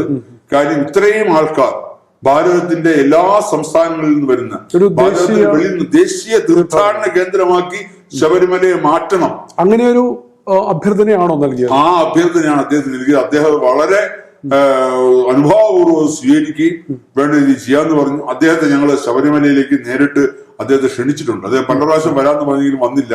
പക്ഷെ അതിനൊരു സമയമുണ്ട്. അദ്ദേഹം എത്രയും പെട്ടെന്ന് എത്തുമെന്നാണ് വിചാരിക്കുന്നത്. ശബരിമലയിൽ അദ്ദേഹം എത്തും. അദ്ദേഹം നേരിട്ട് കണ്ടു കഴിയുമ്പോൾ ശബരിമലയ്ക്ക് തീർച്ചയായിട്ടും ഒരു മോചനമുണ്ടാവും. ഇന്ന് അയോധ്യ ഭാരതത്തിന്റെ ഏറ്റവും വലിയ തീർത്ഥാടന കേന്ദ്രമായി മാറുന്നത് പോലെ മറ്റൊരു തീർത്ഥാടന കേന്ദ്രമായി ശബരിമല മാറും. ആ ഒരു ദേശീയത നരേന്ദ്രമോദി ശബരിമലയിൽ വരുന്നതോടുകൂടി ദേശീയ തീർത്ഥാടന കേന്ദ്രമായി പ്രഖ്യാപിക്കുന്നതോടുകൂടി മാറ്റം വരും. ഈ കമ്മ്യൂണിസ്റ്റുകാരുടെ ശല്യവും യുവമാരുടെ ആ കുതന്ത്രവും അതോടെ നശിക്കും. അങ്ങ് കേരളത്തിലെ BHPയുടെ അധ്യക്ഷനാണ്. ഇതെല്ലാം അയോധ്യയിൽ നടക്കുമ്പോഴും കേരളത്തിന്റെ ഓരോ വീഥികളിലും അല്ലെങ്കിൽ കേരളത്തിന്റെ മിക്ക സ്ഥലങ്ങളിലും രാഷ്ട്രീയപരമായിട്ട് അയോധ്യക്ക് എതിർത്തുകൊണ്ട്, രാമനെ എതിർത്തുകൊണ്ടുള്ള വാക്യങ്ങളായിരുന്നു. പ്രത്യേകിച്ച് തൃശ്ശൂർ MLA. എന്തുകൊണ്ടാണ് രാഷ്ട്രത്തിന്റെ ഒരു ചേതന അല്ലെങ്കിൽ രാഷ്ട്രത്തിന്റെ ഒരു മൂവ്മെന്റ് ഒരു രീതിയിൽ നിൽക്കുമ്പോൾ കേരളം മാത്രം മാറി നിൽക്കുന്നത്? കേരളമാണോ അൽക്കേരളമാണോ? അപ്പൊ അതാണ് ചോദ്യം. കാര്യം കേരളത്തിൽ ഇന്ന് ഹിന്ദു എന്ന് പറയാൻ മടിക്കുന്നു. ഞാനിത് ഹിന്ദുവാണ്, ഞാനൊരു സ്വാഭിമാന ഹിന്ദുവാണ്, ഞാൻ ഹിന്ദു ചിഹ്നങ്ങൾ അണിയണം എന്ന് എത്ര പേര് കരുതുന്നുണ്ട്? ഇന്ന് കഴിയുന്നിടത്തോളം ഹിന്ദു അല്ല എന്ന് പറയാനോ അല്ലെങ്കിൽ ഹിന്ദു ആണെങ്കിൽ തന്നെ അത് പുറത്തു പറയണ്ട. വെറുതെ നമ്മൾ ഇനിയിപ്പോ പറഞ്ഞ് വെറുതെ നമ്മൾ സംഘിയായി ചാണകമായി മാറണ്ട, നമുക്ക് നമ്മുടെ കാര്യം നോക്കി പോകാം എന്ന് വിചാരിക്കുന്ന ഹിന്ദുക്കളാണ് കേരളത്തിൽ കൂടുതൽ. ഹിന്ദു നാമധാരികളാണ്. അതാണ് ഹിന്ദുവിന്റെ കേരളത്തിലെ ഏറ്റവും വലിയ അപജയം. വിശ്വ ഹിന്ദു പരിഷത്ത് സംസ്ഥാന അധ്യക്ഷ നിലയിൽ മാറ്റങ്ങൾ പ്രതീക്ഷിക്കുന്നുണ്ടോ? മാറ്റം വരും എന്നുള്ള കാര്യം 100% ഉറപ്പാണ്. കാരണം കേരളം എന്ന് പറയുമ്പോൾ ഭാരതത്തിനെ നമ്മളൊരു വാസ്തുപുരുഷ സങ്കല്പത്തിൽ ചിന്തിച്ചാൽ കേരളമാണ് മൂലസ്ഥാനം. അതായത് കന്യാകുമാരി മുതൽ കൈലാസം വരെ നീണ്ടു കിടക്കുന്ന ഒരു വാസ്തുപുരുഷ സങ്കല്പത്തിൽ കന്യാകുമാരി നമ്മുടെ മൂലസ്ഥാനവും കൈലാസം എന്ന് പറയുന്ന സഹസ്രധർമ്മമാണ്. അതാണ് ആ വാസ്തുപുരുഷന്റെ സങ്കല്പം. കന്യാകുമാരി ഇന്ന് തമിഴ്നാട്ടിലാണെങ്കിലും യഥാർത്ഥത്തിൽ കന്യാകുമാരി കേരളമാണ്. കാര്യം അവിടുത്തെ കാലാവസ്ഥയും നമ്മൾ ആലോചിച്ച് നോക്കൂ. പരശുരാമൻ വീണ്ടെടുത്ത പുണ്യഭൂമി ആയതുകൊണ്ടാണ് കേരളത്തിന് ദൈവത്തിന്റെ സ്വന്തം നാടെന്ന് പറയുന്നത്. കാര്യം ഇത്രയും ഇത്ര രീതിയിലുള്ള ഒരു കാലാവസ്ഥ വേറെ ഏത് നാട്ടിലുണ്ട്? നമ്മളിപ്പോ അയോധ്യ കാര്യം പറഞ്ഞു, അവിടുത്തെ കൊടും തണുപ്പ്. അവിടെ നമുക്ക് ഈ കൊടും തണുപ്പാണ് നമുക്ക് അനുഭവപ്പെടുന്നത്. ഓരോ സ്ഥലത്തും ഉണ്ടാകുന്ന ആ കാലാവസ്ഥ വ്യത്യസ്തമായ കാലാവസ്ഥയാണ്. പക്ഷെ കേരളത്തിൽ എല്ലാ സമയത്തും ഒരു സന്തുലിത അവസ്ഥയിലുള്ള കാലാവസ്ഥ. രാഷ്ട്രീയ കാലാവസ്ഥ എപ്പോഴും വ്യത്യസ്തമാണ്. രാഷ്ട്രീയ കാലാവസ്ഥ അതുപോലെ തന്നെയാണ്. ഒന്നുകിൽ ഇടതല്ലേ വല്ലത്, അങ്ങനെയാണ് ഇവിടുത്തെ അവസ്ഥ. ഒന്നുകിൽ മഴ അല്ലെങ്കിൽ വെയിൽ, അതുപോലെ ഇടത് വല്ലത്, അതുപോലെ തന്നെയാണ് ഇവിടുത്തെ അവസ്ഥയും. അപ്പൊ ഒന്നുകിൽ മഴ വെയിൽ, അതാണ് കേരളത്തിന്റെ കാലാവസ്ഥ. മാത്രമല്ല ഞാൻ പറഞ്ഞത് നമുക്ക് ഗോകർണം മുതൽ കന്യാകുമാരി വരെയാണ് യഥാർത്ഥ കേരളം. അത് അതിന്റെ തലയും വാലും വെട്ടിക്കളഞ്ഞു, അതിന്റെ പല കളികളും നടന്നു. അതൊക്കെ നമുക്ക് വേറൊരു വിഷയത്തിൽ സംസാരിക്കാനുള്ള വിഷയങ്ങളുണ്ടായിരുന്നു. കന്യാകുമാരി എന്തുകൊണ്ട് കേരളത്തിൽ നിന്ന് മാറി എന്നുള്ള കൃത്യമായ വിഷയമുണ്ട്. അതുപോലെ തന്നെ ഗോകർണത്തിൽ നമ്മൾ സഞ്ചരിച്ചു നോക്കൂ. ഗോകർണത്തിൽ നിന്ന് കന്യാകുമാരി വരെ നിങ്ങളൊന്ന് യാത്ര ചെയ്ത് നോക്കൂ. ആ പ്രകൃതി ഏകദേശം തുലനമായ പ്രകൃതിയാണ്. ഗോകർണം വിട്ടിട്ട് കർണാടകയിലോട്ട് വീണ്ടും പോയി നോക്കൂ, പ്രകൃതി മാറും, നമ്മുടെ പച്ചപ്പ് മാറും, ഒരു ഡ്രൈ ആവും. അതുപോലെ കന്യാകുമാരിയിൽ നിന്ന് തിരുനെൽവേലിയിലേക്ക് മധുരയിലേക്ക് യാത്ര ചെയ്ത് നോക്കൂ, ഇതേ വ്യത്യാസം നമുക്ക് അനുഭവപ്പെടും. അതുകൊണ്ട് തന്നെയാണ് കേരളം ദൈവത്തിന്റെ സ്വന്തം നാടായത്. കേരളം തീർച്ചയായിട്ടും ഭാരതത്തിന്റെ ഒരു മാറ്റം വരുമ്പോൾ ആ മാറ്റം കേരളത്തിലും വരാതിരിക്കാൻ പറ്റില്ല. പക്ഷേ വാലായതുകൊണ്ട് തലേ നീങ്ങി വന്ന് വാലിലേക്ക് എത്തുമ്പോൾ കുറച്ച് സമയം എടുക്കും. അത് വരും, ആ മാറ്റം വാലിലേക്കും വരും, വന്നേ പറ്റൂ. അപ്പൊ അത് വരും, ആ മാറ്റം വരും. പിന്നെ ഇപ്പോഴത്തെ ഒരു അവസ്ഥയിൽ രാഷ്ട്രീയ ജീർണതയാണ് കേരളത്തിൽ സംഭവിച്ചുകൊണ്ടിരിക്കുന്നത്. ഏത് സാധനവും ഒന്ന് അഴുകി നശിച്ച് പോയിട്ട് വേണം പുതുതൊന്ന് പൊട്ടിമുളച്ചു വരാൻ. താമര എവിടെയാ വിരിയുന്നത്? ശരിക്കും ചെളിക്കുണ്ടിലാണ്, ചേറിലാണ്, ചെളിയിലാണ്. ഏറ്റവും മോശം സ്ഥലത്താണ് ഏറ്റവും പവിത്രമായ താമര വിരിയുന്നത്. അപ്പൊ ചെളിയായിട്ട് മാറണം. ഇപ്പൊ ചെളി ആയിക്കൊണ്ടിരിക്കുകയാണ്. ഇത് പൂർണ്ണമായും ചെളിയാവും. അവിടെ നിന്ന് താമര വിടരും, അത് സംശയമൊന്നും വേണ്ട. അവിടെ വിടർന്നിരിക്കും, അതിലൊരു സംശയവും വേണ്ട. പക്ഷെ അതിന് സമയമെടുക്കും. ഞാൻ ചോദിക്കട്ടെ, ഈ ഭാരതത്തിലെ കമ്മ്യൂണിസ്റ്റുകാരുടെ ഏറ്റവും വലിയ സ്ഥലം എവിടെയായിരുന്നു? ഏറ്റവും വലിയ സംസ്ഥാനം ഏതായിരുന്നു? എത്രയോ വർഷങ്ങൾ അവര് മാത്രം ഭരിച്ചിരുന്ന കേരളത്തിൽ മാറി മാറിയാ ഭരിച്ചിരുന്നത്. വെസ്റ്റ് ബംഗാൾ 35 വർഷം കമ്മ്യൂണിസ്റ്റുകാർ മാത്രം ഭരിച്ചിരുന്ന സ്ഥലമാണ് പശ്ചിമ ബംഗാൾ. ഇന്ന് നന്ദൻജി പശ്ചിമ ബംഗാൾ ചെന്ന് ഞാൻ കമ്മ്യൂണിസ്റ്റുകാരെന്ന് പറഞ്ഞാൽ ചെവിട്ട് തടിമായി, ഒരു സംശയമുണ്ട്. കമ്മ്യൂണിസ്റ്റുകാരനാണെന്ന് പറഞ്ഞിട്ട് പശ്ചിമ ബംഗാളിൽ എവിടെയെങ്കിലും ചെന്നാൽ അടി ഉറപ്പാണ്. അതാണ് ഇന്ന് പശ്ചിമ ബംഗാളിന്റെ അവസ്ഥ. ത്രിപുരയുടെ അവസ്ഥ എന്താണ്? ഇതിനേക്കാളും മോശമായ അവസ്ഥയ്ക്ക് കേരളം മാറും. ആ മാറ്റാൻ വേണ്ടിയാണ് ഇപ്പൊ ആൾക്കാരെ ഭരിച്ചുകൊണ്ടിരിക്കുന്നത്. ഇവിടെ നാളെ ഇറങ്ങി കമ്മ്യൂണിസ്റ്റ് എന്ന് പറഞ്ഞാൽ അടി കിട്ടുന്ന അവസ്ഥയിലേക്ക് കേരളത്തിനെ കൊണ്ടുവരും, ആയിക്കൊണ്ടിരിക്കുകയാണ്. ഞാൻ ചോദിക്കട്ടെ, ഇന്ന് കമ്മ്യൂണിസ്റ്റുകാർ തന്നെ എത്ര പേര് ഇന്നത്തെ ഭരണത്തെ അംഗീകരിക്കുന്നുണ്ട്? പലരും ഭയന്നിട്ടാണ്. നമ്മുടെ ആൾക്കാർക്ക്, പ്രത്യേകിച്ച് മലയാളികൾക്കുള്ള കുഴപ്പം, വളരെ സ്വാർത്ഥരാണ്. നമുക്ക് നമ്മുടെ കാര്യം അയലത്ത് വീട്ടിലെന്ന് നടക്കുന്നു, അപ്പുറത്തെ വാതിലെന്ന് നടക്കുന്നു. ഞാൻ ചോദിക്കട്ടെ, നമ്മൾ കാറിൽ യാത്ര ചെയ്യുമ്പോൾ ഒരു ആക്സിഡന്റ് നടന്നാൽ ഒന്ന് ഇറങ്ങി അയാളെ രക്ഷിക്കാൻ ശ്രമിക്കുന്ന മാനസികാവസ്ഥയുള്ള എത്ര പേരുണ്ട് കേരളത്തിൽ? പറ്റുമെങ്കിൽ കയ്യിൽ മൊബൈൽ ഉണ്ടെങ്കിൽ അവൻ വീഴണതും, അവന്റെ ഡ്രസ്സ് വല്ലതും പോണേ, അങ്ങനെ സ്ത്രീകൾ വല്ലതും അങ്ങനെ എടുക്കാനാണ് നമ്മൾ ആൾക്കാർ ശ്രമിക്കുന്നത്, രക്ഷിക്കാനല്ല. അപ്പൊ അതുപോലൊരു വളരെ ഒരു സങ്കുചിത മനസ്ഥിതിയിലേക്ക് നമ്മുടെ ആൾക്കാർ മാറിക്കൊണ്ടിരിക്കുകയാണ്. അത് എന്തുകൊണ്ടെന്ന് ചോദിച്ചാൽ, പ്രത്യേകിച്ച് നമ്മുടെ ഹിന്ദുക്കൾ മനസ്സിലാക്കേണ്ട കാര്യം, നമുക്കൊരു ധർമ്മമുണ്ട്. സത്യം വധ ധർമ്മം ചരാന്തം. സത്യം പറയണമെന്നുള്ളതാണ്. പക്ഷെ ഇപ്പം സത്യം പറയാൻ പറ്റത്തില്ല. പലപ്പോഴും നമുക്ക് സത്യം മറച്ചു വെക്കേണ്ടി വരും. അപ്പൊ നമ്മളിപ്പോ പറയുന്നത് അപ്രിയ സത്യം പറയാതിരിക്കുക. ഒരാൾക്ക് അപ്രിയമാണെങ്കിൽ അസത്യം പറയണ്ട, പറയാതിരിക്കാം. പക്ഷെ അസത്യം പറയരുത്. സത്യം പറയാതിരിക്കാം, അത് അപ്രിയ സത്യം മറച്ചു വയ്ക്കാം. സത്യം പറയാതിരിക്കുക. സത്യം വധ ധർമ്മം ചര. ധർമ്മം ആചരിക്കണമെന്ന് എത്ര ധർമ്മം ആചരിക്കുന്നുണ്ട്. ഒരു റോഡിൽ ആക്സിഡന്റ് പറ്റി കിടന്നാൽ രക്ഷിക്കാന്നുള്ള ധർമ്മമാണ്. ആ ധർമ്മം ആചരിക്കുന്ന എത്ര പേരുണ്ട്? ഒരാൾക്ക് വിശക്കെന്ന് പറഞ്ഞാൽ ആഹാരം വാങ്ങിച്ചു കൊടുക്കുക എന്നുള്ള ധർമ്മമാണ്. ആ ധർമ്മം ആചരിക്കുന്ന എത്ര പേരുണ്ട്? സ്വന്തം അച്ഛനമ്മയെ പോലും നോക്കാൻ കഴിയാത്ത മക്കളായി നമ്മുടെ ആൾക്കാർ മാറുകയില്ലേ? സ്വന്തം അച്ഛനും അമ്മയും ആ പെറ്റു വളർത്തിയ 10 മാസം ചുമന്ന് കാല് വളരുന്നു കൈ വളരുന്നു എന്ന് ഇങ്ങനെ നോക്കി നോക്കി നോക്കി നടത്തിയ അമ്മമാരെ ചവിട്ടി എടുത്ത് കൊണ്ടുവന്ന് വൃദ്ധസദനത്തിലോ അല്ലെങ്കിൽ ക്ഷേത്രത്തിനോ ഉപേക്ഷിച്ചു പോകുന്ന ആ മാനസികാവസ്ഥ നമുക്ക് ചിന്തിക്കാൻ പറ്റും. മാതാപിതാക്കളുടെ കാൽ തൊട്ട് ബന്ധിച്ചതിനെ കോൺട്രവേഴ്സി ആക്കിയ ഒരു സ്റ്റേറ്റ് ആണത്. അതുകൊണ്ട് നമുക്ക് മറക്കാൻ പറ്റും. ഇന്ന് ഞാൻ ചോദിട്ടെ, മുതിർന്നവരെ കണ്ടാൽ ബഹുമാനിക്കണം, അതും ധർമ്മത്തിന്റെ ഭാവമാണ്. എത്ര പേരുണ്ട് ഒരാൾ ചവിട്ടിയാൽ ഒന്ന് തൊട്ട് തൊഴുന്ന എത്ര പേരുണ്ട്? അക്ഷരത്തിൽ ഒരു പുസ്തകം പണ്ടൊക്കെ നമ്മള് അറിയാതെ എങ്ങനെ ന്യൂസ് പേപ്പറിന്റെ കഷ്ടത്തിലോ പുസ്തകത്തിലോ ചോട്ടിപ്പോയാ തൊട്ട് തൊഴിലില്ലെങ്കിൽ അട്ടിയപ്പം അച്ഛൻ്റെ നമ്മുടെ കിട്ടും. സരസ്വതിയാണ് ചവിട്ടിയത്, തൊട്ട് തൊഴ. അപ്പൊ നമ്മൾ അറിയാതെ തൊട്ട് തൊഴും. എത്ര പേരുണ്ട്? അപ്പൊ നമ്മുടെ ഈ ആചാരങ്ങളും അനുഷ്ഠാനങ്ങളും നമ്മുടെ ധർമ്മവും എല്ലാം നമ്മളിൽ നടന്നു പോയിക്കൊണ്ടിരിക്കും. അതിന് പ്രധാന കാരണക്കാരി കമ്മ്യൂണിസ്റ്റുകാർ. ഇവരാണ് ഈ ഹിന്ദുത്വത്തെ നശിപ്പിക്കുന്നത്. ഇവരാണ് നമ്മുടെ ആചാരങ്ങളെ നശിപ്പിക്കുന്നത്. കാരണം ഇവർക്ക് ഈ വിശ്വാസമില്ല എന്ന് പറഞ്ഞ് ഇവരുടെ കൂടെ നടക്കുന്ന ഈ അനുചരന്മാരെ കംപ്ലീറ്റ് അവിശ്വാസികളാകും. എന്നിട്ട് ഇവർ ചെയ്യുന്നതോ രഹസ്യമായി പിണറായി വിജയന്റെ പേരിൽ പിണറായി വിജയൻ അമേരിക്ക ചികിത്സയ്ക്ക് പോകുമ്പോൾ ആ ദിവസങ്ങളിൽ അത്രയും ഇവിടെ മഹാമൃത്യുഞ്ജയ ഹോമം നടക്കുന്നുണ്ട്. പ്രധാനപ്പെട്ട കേരളത്തിലൊരു തന്ത്രിയാണ് ചെയ്യുന്നത്. ആ തന്ത്രി എന്നോട് പറഞ്ഞ കാര്യമാണ്, ദൈവം എന്റെ പേര് വെളി പറയാതെ സാറേ എന്ന് പറഞ്ഞിട്ടാ പറഞ്ഞത്. ഇദ്ദേഹത്തിന്റെ ഭാര്യ ആണ് ആ പേര് നക്ഷത്രം പിണറായി ചേർക്കരുത്, വിജയൻ ഉത്രാടം എന്താ നക്ഷത്രമാണുള്ളത്, ആ നക്ഷത്രം വെച്ചിട്ട് ഇയാൾ അമേരിക്ക ചികിത്സയ്ക്ക് പോകുമ്പോൾ ആ ദിവസങ്ങളിൽ അത്രയും മഹാമൃത്യുഞ്ജയ ഹോമം ചെയ്തുകൊണ്ടിരിക്കുകയാണ്. അപ്പൊ ആലോചിച്ച് നോക്കിയേ, പാവപ്പെട്ട അണികളെ പറഞ്ഞ് പറ്റിച്ചിട്ട് ഇവർ കാണിക്കുന്നത് പിണറായി വിജയന്റെ വീട്ടിൽ പൂജാമുറി ഉണ്ടെന്നാ പറയുന്നത്. അവിടെ മണിയടി കേട്ട ആൾക്കാരുണ്ട്. ആലോചിച്ച് നോക്കിയേ, പണ്ട് EMS എന്താ ചെയ്തത്? ഈ താത്വികാചാര്യൻ എന്ന് പറഞ്ഞിട്ട് ഈ നാട്ടിലെ ആൾക്കാരെ നശിപ്പിച്ച ഒരാളാണ് അയാൾ. അയാൾ കാണിച്ചത് എന്താ? അയാൾ ഈ പറഞ്ഞ ഈ മറ്റേ ഭൂപരിഷ്കരണ നിയമം കൊണ്ടുവന്നു. എല്ലാ ആൾക്കാരുടെയും ക്ഷേത്രത്തിന്റെയും ഭൂമിയെല്ലാം നശിപ്പിച്ചു. എന്നിട്ട് ഇയാളുടെ 1 സെന്റ് ഭൂമി നശിച്ചിട്ടുണ്ടോ? കൃത്യമായിട്ട് അയാൾ ചെയ്തു. എന്നിട്ട് ഇയാളുടെ മക്കളെ വിവാഹം വെച്ചെടുത്ത ആരാ? ഇയാൾ പറഞ്ഞു ജാതിയൊന്നും നോക്കണ്ട, മതം നോക്കണ്ട. ഇയാളുടെ മക്കളെ വിവാഹം വെച്ചെടുത്തുള്ള ആർക്കാണ്? നോക്കൂ.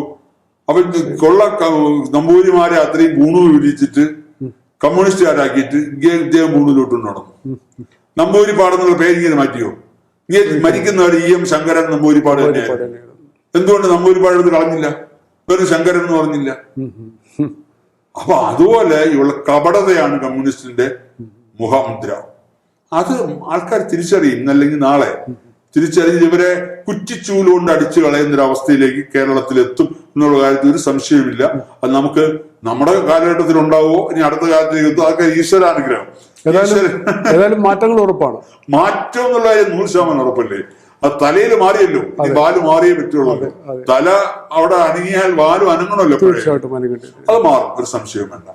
ഇവിടെ ബാലചന്ദ്രൻ എന്ന് പറഞ്ഞൊരു തൃശ്ശൂർ എന്ന് പറയുമ്പോൾ കേരളത്തിന്റെ സാംസ്കാരിക തലസ്ഥാനം. ശ്രീരാമന്റെ പ്രാണപ്രതിഷ്ഠ നടക്കുമ്പോൾ അദ്ദേഹത്തിന്റെ ഫേസ്ബുക്കിൽ ഒരു പോസ്റ്റ് ഇട്ടു. വളരെ നീചമായിട്ട്, ഒരു പുച്ഛമായിട്ട്, ഒരു വികൃതമായിട്ട്, നികൃഷ്ടമായ ഒരു രീതി. അയാൾ ആലോചിക്കണം, അയാൾ ഹിന്ദുക്കളുടെ വോട്ടും കൂടെ മാറ്റിട്ടില്ല അയാള് ജയിച്ചത്. ഞാൻ ചോദിക്കട്ടെ, എല്ലാ ഹിന്ദുക്കളും സംഘികളാണോ? എല്ലാവരും ഈശ്വര വിശ്വാസികളും അല്ലാത്ത എല്ലാവരും ശ്രീരാമൻ എന്ന് പറയുന്ന എല്ലാവരുടെയും വികാരമാണ്. ആ ശ്രീരാമനെ ഇത്രയും മോശമായ രീതി ചിത്രീകരിക്കുന്ന അയാളുടെ മാനസികാവസ്ഥ എന്തായിരിക്കും? പക്ഷെ പിറ്റേ ദിവസം തന്നെ അയാൾ ഫേസ്ബുക്കിൽ നിന്ന് മാറ്റി. പക്ഷെ അയാൾക്കെതിരെ അയാളുടെ പാർട്ടി തന്നെ നടപടിയെടുത്തു. പക്ഷെ എന്നാലും അയാളെപ്പോൾ ഒരാളിനെ ജയിപ്പിച്ച് വിട്ട ആ വോട്ട് ചെയ്ത ആൾക്കാർക്ക് ഒരു ഒരു ഒരു തോന്നിയിട്ടില്ലേ ഞാൻ ചെയ്ത് തെറ്റായി പോയെന്ന്? തീർച്ചയായും തോന്നി കാണും. ഹിന്ദുവിന് തോന്നിയിട്ടുണ്ടാവും ഞാൻ ചെയ്ത് തെറ്റായി പോയി. മാത്രമല്ല, നിങ്ങൾ അയോധ്യ പോയി നോക്കൂ. ഇവിടുത്തെ ഇസ്ലാം, ഇവിടുത്തെ ഈ പല ആൾക്കാരും, ഈ സുഡാപ്പികള് പലരും ഈ അയോധ്യ വിഷയത്തിൽ പോസ്റ്റ് ചെയ്യുന്നത് പള്ളി പൊളിച്ചിട്ടാണ് ക്ഷേത്രം പണിയുന്നത്. പള്ളി ഉണ്ടായിരുന്നു, അവിടെ പള്ളി മാറ്റിയാണ് ക്ഷേത്രം പണിഞ്ഞത്. എത്രയോ പേര് പോസ്റ്റ് ചെയ്തിരിക്കുന്നു, എത്രയോ സോഷ്യൽ മീഡിയ കാണാം. ആലോചിച്ച് ചോദിക്കട്ടെ, മണ്ടന്മാരില്ലേ മരി പറയുന്നത്? പള്ളി പൊളിച്ചിട്ടാണോ ക്ഷേത്രം പണിഞ്ഞത്? ക്ഷേത്രം പൊളിച്ചിട്ടല്ലേ പള്ളി പണിഞ്ഞത്? അതിനെ പുനഃസ്ഥാപിക്കില്ലേ ചെയ്തത് അവിടെ? അത് മനസ്സിലാക്കാൻ കഴിയാത്ത മണ്ടന്മാരാണ് അവന്മാർ. മാത്രമല്ല, അയോധ്യയിലായിട്ട് ഇവർ പോയി നോക്കട്ടെ, അവിടെ ഏറ്റവും വലിയ മുസ്ലിം ഹിന്ദു ഒരു ഏകോദര സഹോദര ഒരു ഐക്യമാണ് അവിടെ കാണാൻ കഴിയുന്നത്. അവിടുത്തെ ഈ അയോധ്യയുടെ വീതികളിലെ മിക്കവാറും എല്ലാ സ്ഥാപനങ്ങളും ഇസ്ലാം സഹോദരന്മാരെയാണ്. ആ സ്ഥാപനങ്ങളിലെല്ലാം ശ്രീരാമന്റെ പടം വെച്ച് അവരീ പറഞ്ഞ അവരുടെ ഡ്രസ്സൊക്കെ ഇട്ട് തൊപ്പിയൊക്കെ വെച്ചിട്ട് അവര് ശ്രീരാമ മന്ത്രം ജപിച്ചോണ്ടിരിക്കുകയാണ്. അല്ല, അവര് പറയുന്നത് ജയ് ശ്രീരാം പറഞ്ഞിട്ട് അവരുടെ കടയിൽ ഞാൻ ഒരു കടയിൽ ചായ പിടിക്കാൻ ചെന്നു ഞങ്ങള് 21-ാം തീയതി വൈകിട്ട്. മുസ്ലിമിന്റെ കടയാണ്. അവിടെ ശ്രീരാമന്റെ പടം വെച്ചിട്ടുണ്ട്. ചെന്ന് ഞങ്ങൾ ജയ് ശ്രീറാം നാളെ വിളിച്ചത്. നമ്മൾ ജയ് ശ്രീറാം വിളിക്കും. അതിനാ ചായ തരുന്നത്. ആലോചിക്കും. അവര് അത്രത്തോളം അവരുടെ മനസ്സ് മാറി. പക്ഷെ നമ്മുടെ ഇവിടുത്തെ മനസ്സ് എന്തുകൊണ്ട് മാറുന്നില്ല? മലീനസമായ മനസ്സ്. അത് ഈ പറഞ്ഞ കമ്മ്യൂണിസ്റ്റുകാർ ചെയ്യുന്ന വൃത്തികേടിന്റെ ഭാഗമാണ് ഈ പറഞ്ഞ സുഡാപ്പികൾ. ഞാൻ ഇപ്പൊ നമുക്കൊരു കേരളത്തിലെ ഏറ്റവും പ്രധാനപ്പെട്ട ഒരു നിധി വന്ന ദിവസങ്ങളിൽ ഒന്നാണിത്. നല്ലൊരു മനുഷ്യനെ അദ്ദേഹത്തിന്റെ ഭാര്യയുടെയും അമ്മയുടെയും സ്വന്തം മകളുടെയും മുന്നിലിട്ട് നിഷ്ഠൂരമായി കൊലപ്പെടുത്തിയ, വളരെ വികൃതമായ രീതിയിൽ ആ ശവത്തിനെ പോലും മോശമാക്കി വെട്ടി കഷ്ണമാക്കിയ ആ 15 നരാധമന്മാർക്ക് ആദ്യമായിട്ടായിരിക്കും ഒരു കോടതി 15 പേരെ ഒന്നിച്ച് വധശിക്ഷയ്ക്ക് വിധിക്കുന്നത്. വധശിക്ഷയ്ക്ക് വിളിച്ച പിറ്റേ ദിവസം ജഡ്ജിക്കെതിരെ വധഭീഷണി. അവരെ അറസ്റ്റ് ചെയ്തു. ആലോചിച്ച് നോക്കി. അപ്പൊ ഈ മനസ്സ് എവിടെയാണ്? മനുഷ്യത്വം എന്ന് പറഞ്ഞ സാധനം നഷ്ടപ്പെട്ടു പോയോ? കേരളത്തിൽ ഇത് മാറണം. മാത്രമല്ല, ഇവിടുന്ന് കേരളത്തിൽ എന്ന് പറഞ്ഞാൽ എന്താ, ഇവിടുന്ന് കമ്മ്യൂണിസ്റ്റുകാരെ യെച്ചൂരിയെ വിളിച്ചിരുന്നു അയോധ്യ പ്രാണപ്രതിഷ്ഠയ്ക്ക്. സത്യം പറഞ്ഞാൽ അയാൾ അവിടെ പോവാത്തത് ഈശ്വരാനുഗ്രഹം. അയാളെ പോലെ ഒരാളോട് വന്നിരുന്നെങ്കിൽ അതവിടെ ഒരു നെഗറ്റീവ് എനർജി ഉണ്ടാക്കിയേനെ. അവിടെ എത്തിയ 7000 പേരും ആ ശ്രീരാമചന്ദ്ര ഭഗവാന്റെ ആ പ്രതിഷ്ഠ കാണാൻ, ആ പ്രാണപ്രതിഷ്ഠ കാണാൻ, ആ ഭഗവാനെ കാണാൻ മനസ്സുകൊണ്ട് ആഗ്രഹിക്കുന്നതാണ്. ആ മനസ്സ് അതിലേക്ക് ലയിപ്പിക്കുന്നവരാണ്. ഇയാളെങ്ങനെ കഷ്ടകാലത്തിനോട് വന്നിരുന്നെങ്കിൽ, ഇയാളുടെ മലീനസമായ മനസ്സവിടെ വന്നിരുന്നെങ്കിൽ തീർച്ചയായിട്ടും അത് അയോധ്യയുടെ പ്രാണപ്രതിഷ്ഠയ്ക്ക് ഒരു നെഗറ്റീവ് എനർജി അവിടെ ഉണ്ടാക്കിയാണ്. അതുപോലെ തന്നെ സോണിയാഗാന്ധിയും ഒന്നും വരാതിരുന്നത് തന്നെയാണ് നല്ലത്. സോണിയാഗാന്ധി ഒന്നും ഒരിക്കലും ഭാരതത്തിന്റെ പുത്രിയായിട്ട് നമുക്ക് സോണിയാഗാന്ധിയെ കാണാൻ കഴിയില്ല. ഇനി എത്രയൊക്കെ പറഞ്ഞാലും സോണിയാഗാന്ധി ഭാരതീയല്ല. അവരാരൊക്കെ ആയാലും നമ്മൾ അതിനെ അംഗീകരിക്കാൻ പറ്റത്തില്ല. നെഹ്റു കുടുംബത്തിന് നമുക്ക് അംഗീകരിക്കാൻ പറ്റത്തില്ല. ഒരിക്കലും നെഹ്റു കുടുംബം ഭാരതത്തിന്റെ നന്മയ്ക്ക് വേണ്ടി ഒരു കാലത്ത് പ്രവർത്തിച്ചിട്ടില്ല. ജവഹർലാൽ നെഹ്റു മുതൽ ഇങ്ങേറ്റം ഇപ്പം വേഷം കെട്ടി നടക്കുന്ന ഒരാളുണ്ടല്ലോ, മറ്റേ രാഹുൽ ഗാന്ധി, അയാൾ വരെ ഭാരതത്തിന്റെ നന്മ ആഗ്രഹിച്ചിട്ടില്ല. അവരുടെ നന്മയൊക്കെ ആഗ്രഹിക്കുന്നവരാണ്. അവരെന്തൊക്കെയാണ് ചെയ്യുന്നതെന്നൊക്കെ നമുക്ക് കാണാന്നുള്ളതാണ്. അതൊന്നും ഈ വിഷയത്തിൽ ചർച്ചയുണ്ടായില്ല. എന്തായാലും കോൺഗ്രസ്സുകാരും അവിടെ വരാത്തതും ഈ യെച്ചൂരി ഉൾപ്പെടെയുള്ള കമ്മ്യൂണിസ്റ്റുകാരോട് വരാത്തത് നന്നായി. എന്തായാലും ഇവിടുത്തെ മുഖ്യമന്ത്രി ഇടയ്ക്ക് ഒരു പ്രസ്താവന നടത്തുന്നുണ്ട്, എന്നെയും വിളിച്ചെന്ന്. എന്റെ അറിവിലില്ല. കേരളത്തിൽ ആരെയൊക്കെ വിളിച്ചു എന്നുള്ള വിശ്വഹിന്ദു പരിഷത്തിന് വ്യക്തമായിട്ട് അറിയാം. ഈ വിളിച്ചവരുടെ ലിസ്റ്റിൽ എന്തായാലും നമ്മുടെ ഒരു മന്ത്രിമാരും ഇല്ല. ഇടയ്ക്ക് ഗണേശനെ ആരെ വിളിച്ചെന്ന് പറഞ്ഞിട്ട് വേറൊരാൾ ഇറക്കുന്നുണ്ട്. ഗണേശന്റെ വീട്ടിൽ അക്ഷതം കൊടുത്തു. അക്ഷതം എല്ലാവർക്കും കൊടുത്തു. പിണറായിക്ക് മണിയും കൊടുക്കാം, ഒരു കുഴപ്പമില്ല. എല്ലാവർക്കും അക്ഷതം കൊടുത്തിട്ടുണ്ട്. അവിടെ നിന്ന് പ്രസാദം അത് ഇനിയും നമ്മൾ കൊടുക്കാൻ ഉദ്ദേശിക്കുന്നുണ്ട്. അടുത്തൊരു വലിയ ഫംഗ്ഷൻ വെച്ച് കിട്ടാത്തവർക്ക് വേണ്ടി വീണ്ടും അക്ഷതം നമ്മൾ കേരളത്തിൽ വിതരണം ചെയ്യാൻ വിശ്വഹിന്ദു പരിഷത്ത് ഉദ്ദേശിക്കുന്നുണ്ട്. അത് നമുക്ക് തൃശ്ശൂരിലൊരു നമ്മുടെ സന്യാസി മഹാസമ്മേളനം നടക്കാൻ പോവാണ് മാർച്ച് 24-ാം തീയതി. ആ ദിവസം അയോധ്യയിൽ നിന്നുള്ള നമ്മൾ പ്രധാന പൂജാരിയെ നമ്മൾ കൊണ്ടുവരാൻ ഉദ്ദേശിക്കുന്നുണ്ട്. അവിടെ വെച്ച് അക്ഷതം കിട്ടാത്തവർക്ക് അക്ഷത വിതരണം നമ്മൾ ഉദ്ദേശിക്കുന്നുണ്ട്. അപ്പൊ അത് ഇനിയും ചെയ്യാം. പക്ഷേ ഈ പിണറായി വിജയനെയും ഗണേശനെയൊന്നും അയോധ്യയിലേക്ക് ആരും ക്ഷണിച്ചിട്ടില്ല. അങ്ങനെ ക്ഷണിച്ചെന്നവർ പറയുന്നത് പച്ചക്കള്ളവും തന്നെയാണ്. ഇവിടുന്ന് ക്ഷണിച്ചവർ, ഇവിടുന്ന് ഇപ്പൊ പ്രധാനപ്പെട്ട പലരും ക്ഷണിച്ചിരുന്നു. മോഹൻലാലിനെ ക്ഷണിച്ചിരുന്നു. അദ്ദേഹം വന്നില്ല. അദ്ദേഹത്തിന് സിനിമയുടെ തിരക്കാണെന്ന് പറയുന്നു. പക്ഷെ ആ നഷ്ടം അദ്ദേഹത്തിന് മാത്രമാണ്, വേറെ ആർക്കും നഷ്ടമില്ല. കാരണം അവിടെ വന്ന അമിതാഭ് ബച്ചൻ ഉൾപ്പെടെ രജനീകാന്ത് ഉൾപ്പെടെയുള്ള ആൾക്കാർ എന്തുമാത്രം ആഹ്ലാദിച്ചിട്ടുണ്ട്, അവരുടെ സന്തോഷിച്ചിട്ടുണ്ട്. ആ അനുഭൂതി മോഹൻലാലിന് നഷ്ടപ്പെട്ടത് തന്നെയാണ്. അത് മോഹൻലാലിനുള്ള നഷ്ടം തന്നെയാണ്. നമുക്ക് ആർക്കും അതിലൊരു പങ്കുമില്ല. എന്തായാലും അതുപോലെ നമുക്ക് ക്ഷണിക്കപ്പെട്ട കേരളത്തിൽ നിന്ന് എനിക്ക് തോന്നുന്നു 27 സന്യാസിമാരെ പങ്കെടുത്തു. അതുപോലെ പ്രധാനപ്പെട്ട പല ആൾക്കാരും നമുക്ക് അന്ന് ഈ പ്രാണപ്രതിഷ്ഠയ്ക്ക് വേണ്ടി നമ്മൾ ഈ അയോധ്യ ട്രസ്റ്റ് പണം പിരിച്ചപ്പോൾ 1 കോടി രൂപയ്ക്ക് മുകളിൽ സംഭാവന ചെയ്ത പല ആൾക്കാർക്ക് ഇവിടുന്ന് ക്ഷണം ഉണ്ടായിരുന്നു. അതുപോലെ നമുക്ക് ഈ പത്മ അവാർഡ് കിട്ടിയവർക്ക് ക്ഷണം ഉണ്ടായിരുന്നു. അങ്ങനെ പ്രധാനപ്പെട്ട ISRO ചെയർമാൻ സോമനാഥ, അങ്ങനെയുള്ള ചില ആൾക്കാർക്ക് ക്ഷണം ഉണ്ടായിരുന്നു. അവരെല്ലാം അവിടെ എത്തിയിരുന്നു. അല്ലാതെ ക്ഷണിച്ചിട്ടും പോകാൻ പറ്റാതെ പോകുന്നവർ, അവർക്ക് പറ്റിയ നഷ്ടം അവരുടെ മാത്രം നഷ്ടമായി നിലനിൽക്കട്ടെ. എന്തായാലും കമ്മ്യൂണിസ്റ്റുകാരത്തിനോട് വരാത്തത് എന്തായാലും നന്നായി. അത് വളരെ ഒരു ഭഗവാന്റെ അനുഗ്രഹം കൊണ്ടാണ് ഇവന്മാരോട് വരാത്തത്. ഇവരോടെ കാല് വെച്ചിരുന്നെങ്കിൽ അത് മോശമായി പോയിരുന്നു ആ സ്ഥലത്തിന്. അതെന്തായാലും ഇനി പോരുത് ഒരു കമ്മ്യൂണിസ്റ്റുകാരനും. അതായത് അയോധ്യയിൽ ഭഗവാനെ വിശ്വസിക്കുന്നവരും ഭഗവാനെ ഇഷ്ടപ്പെടുന്നവരും ആ അയോധ്യ കാണണമെന്ന് ആഗ്രഹിക്കുന്നവരും മാത്രം അയോധ്യയോട്ട് പോയാൽ മതി. അല്ലാതെ ഒരുത്തിനും അങ്ങോട്ട് പോകരുതെന്ന് മാത്രം ഒരു അഭ്യർത്ഥനയുണ്ട്. നമ്മുടെ യോഗി രാജേന്ദ്ര ശില്പി പറഞ്ഞിട്ടുണ്ട്, ഞാൻ കൊത്തിയ വിഗ്രഹമല്ല അവിടെ പ്രാണപ്രതിഷ്ഠ ശേഷം എന്ന് പറഞ്ഞിട്ടുണ്ട്. അതിനകത്ത് വല്ലാത്തൊരു തേജസ് ആ വിഗ്രഹത്തിൽ സ്ഫുരിച്ചു നിൽക്കുന്നുവെന്ന് അദ്ദേഹം പറഞ്ഞിട്ടുണ്ടായിരുന്നു. ഒരു പ്രത്യേകത അദ്ദേഹത്തിന് തന്നെ തോന്നിയിട്ടുണ്ടായിരുന്നു. അത് ആ ഒരു കാര്യവും പിന്നെ അവിടെ കണ്ട വിശേഷപ്പെട്ട കുറച്ച് ആ കാര്യം കൂടി ഒന്ന് വിശദീകരിച്ച് നമുക്ക് നന്നായി. സത്യം പറഞ്ഞാൽ ഞാൻ ആദ്യം പറഞ്ഞതുപോലെ നമ്മളൊരു വിഗ്രഹമായിട്ടല്ല എന്നെ കാണുന്നത്. ശില്പി പറഞ്ഞത് 100% ശരിയാണ്. കാര്യം നമ്മൾ ഈ പ്രാണപ്രതിഷ്ഠയ്ക്ക് മുമ്പ് ഈ വിഗ്രഹത്തിന്റെ പല വിഷ്വൽസും പല സ്ഥലത്തും നമ്മൾ കണ്ടു. നമ്മൾ തന്നെ കണ്ടിട്ടുണ്ടോ? നമുക്ക് തോന്നിയിട്ടുണ്ടോ അത് ഒരു വിഗ്രഹമായിട്ട് തോന്നിയിട്ടുണ്ടോ? ആ കണ്ണിന്റെ പവർ നമുക്ക് തോന്നിയിട്ടുണ്ടോ? സത്യം പറയാം, എനിക്ക് തോന്നിയില്ല. തീർച്ചയായിട്ടും ഒരു വിഗ്രഹം ഞാൻ കണ്ട ഒരു വിഗ്രഹം, ഒരു മറ്റേ കരിങ്കല്ലിലുള്ള ഒരു കൃഷ്ണശിലയിലുള്ള ഒരു വിഗ്രഹം. പക്ഷേ നമ്മൾ ആ പ്രാണപ്രതിഷ്ഠ കഴിഞ്ഞിട്ട് അലങ്കാരത്തോടുകൂടിയുള്ള ഭഗവാന്റെ വിഗ്രഹം നോക്കൂ. ഈ രണ്ട് വിഗ്രഹവും കൂടെ അപ്പുറത്തും ഇപ്പുറത്തും വെച്ച് നോക്കൂ. ശില്പി തന്നെ അത് സൂചിപ്പിച്ചിരിക്കുന്നു. വ്യത്യാസം അറിയാം. അതാണ് ഭഗവാന്റെ ഈശ്വര ചൈതന്യം, ശ്രീരാമചന്ദ്ര ഭഗവാന്റെ പൂർണ്ണമായ ചൈതന്യം ആ വിഗ്രഹത്തിലേക്ക് വന്നു. അതാണ് ഞാൻ പറഞ്ഞത്. അവിടെ വിഗ്രഹമല്ല, സാക്ഷാൽ ശ്രീരാമചന്ദ്ര ഭഗവാനാണ് അവിടെ വന്നിരിക്കുന്നത്. അയോധ്യ അദ്ദേഹത്തിന്റെ ജന്മഭൂമിയിലേക്ക്, അദ്ദേഹത്തിന്റെ ജന്മസ്ഥാനത്തേക്ക് അദ്ദേഹം തിരിച്ചെത്തി എന്ന് പറഞ്ഞാൽ ഭാരതത്തിന്റെ മര്യാദാ പുരുഷോത്തമനാണ് ശ്രീരാമചന്ദ്രൻ. രാമരാജ്യം ഉണ്ടാക്കാനാണ് ഗാന്ധിജി ശ്രമിച്ചത്. ഗാന്ധിജി എന്താണ് വിഭാവനം ചെയ്തത്? രാമരാജ്യം എന്ന ശ്രീരാമചന്ദ്രൻ വന്ന് വീണ്ടും ഭരിക്കുക എന്നുള്ളതല്ല. ശ്രീരാമചന്ദ്രൻ ഭരിച്ചിരുന്ന കാലത്ത് എല്ലാവർക്കും ഒരേ നീതി, ഒരേ നിയമം, അത് നടപ്പാക്കുന്നതാണ് രാമരാജ്യം. ആ രാമരാജ്യമാണ് മഹാത്മാഗാന്ധി സ്വപ്നം കണ്ടിരുന്നത്. പക്ഷെ മഹാത്മാഗാന്ധിയുടെ പിൻഗാമികൾ ആ രാമരാജ്യത്തെ ഇവിടെ അള്ളാഹുവിന്റെ രാജ്യമാക്കി മാറ്റാനാണ് ശ്രമിക്കുന്നത്. ഇവിടെ യഥാർത്ഥ നീതിക്ക് പകരം ഇവിടെ മറ്റു നീതികൾ കൊണ്ടുവരാനാണ് ശ്രമിക്കുന്നത്. അതാണോ ശരി? അപ്പൊ നരേന്ദ്രമോദി ശ്രമിക്കുന്നത് എന്താ? മഹാത്മാഗാന്ധി വിഭാവനം ചെയ്ത രാമരാജ്യം കൊണ്ടുവരാനാണ്. ശ്രീരാമചന്ദ്രൻ ഭരിക്കുന്നുള്ളതല്ല, എല്ലാവർക്കും സമമായ നീതി. അതാണ് നമ്മുടെ ഇപ്പൊ വരാൻ പോകുന്ന സിവിൽ കോഡ്, ഈ സിവിൽ കോഡ് എല്ലാം കാണിക്കാൻ പോകുന്നത് രാമരാജ്യത്തിന്റെ കാര്യങ്ങളാണ്. അത് മഹാത്മാഗാന്ധി വിഭാവനം ചെയ്തതാണ്. മാത്രമല്ല മഹാത്മാഗാന്ധിയുടെ കയ്യിൽ എപ്പോഴും അദ്ദേഹം കയ്യിൽ ഒരു ആയുധം പോലെ അല്ലെങ്കിൽ ഒരു രക്ഷ പോലെ അദ്ദേഹം കരുതിയിരുന്ന ഭഗവത്ഗീതയാണ്. ഭഗവത്ഗീതയാണ് അദ്ദേഹത്തെ നയിച്ചിരുന്നത്. ഇന്ന് എത്ര കോൺഗ്രസ്സുകാർക്ക് അറിയാം ഭഗവത്ഗീതയാണ് മഹാത്മാഗാന്ധിയുടെ ഏറ്റവും വലിയ ശക്തി എന്നുള്ളത്?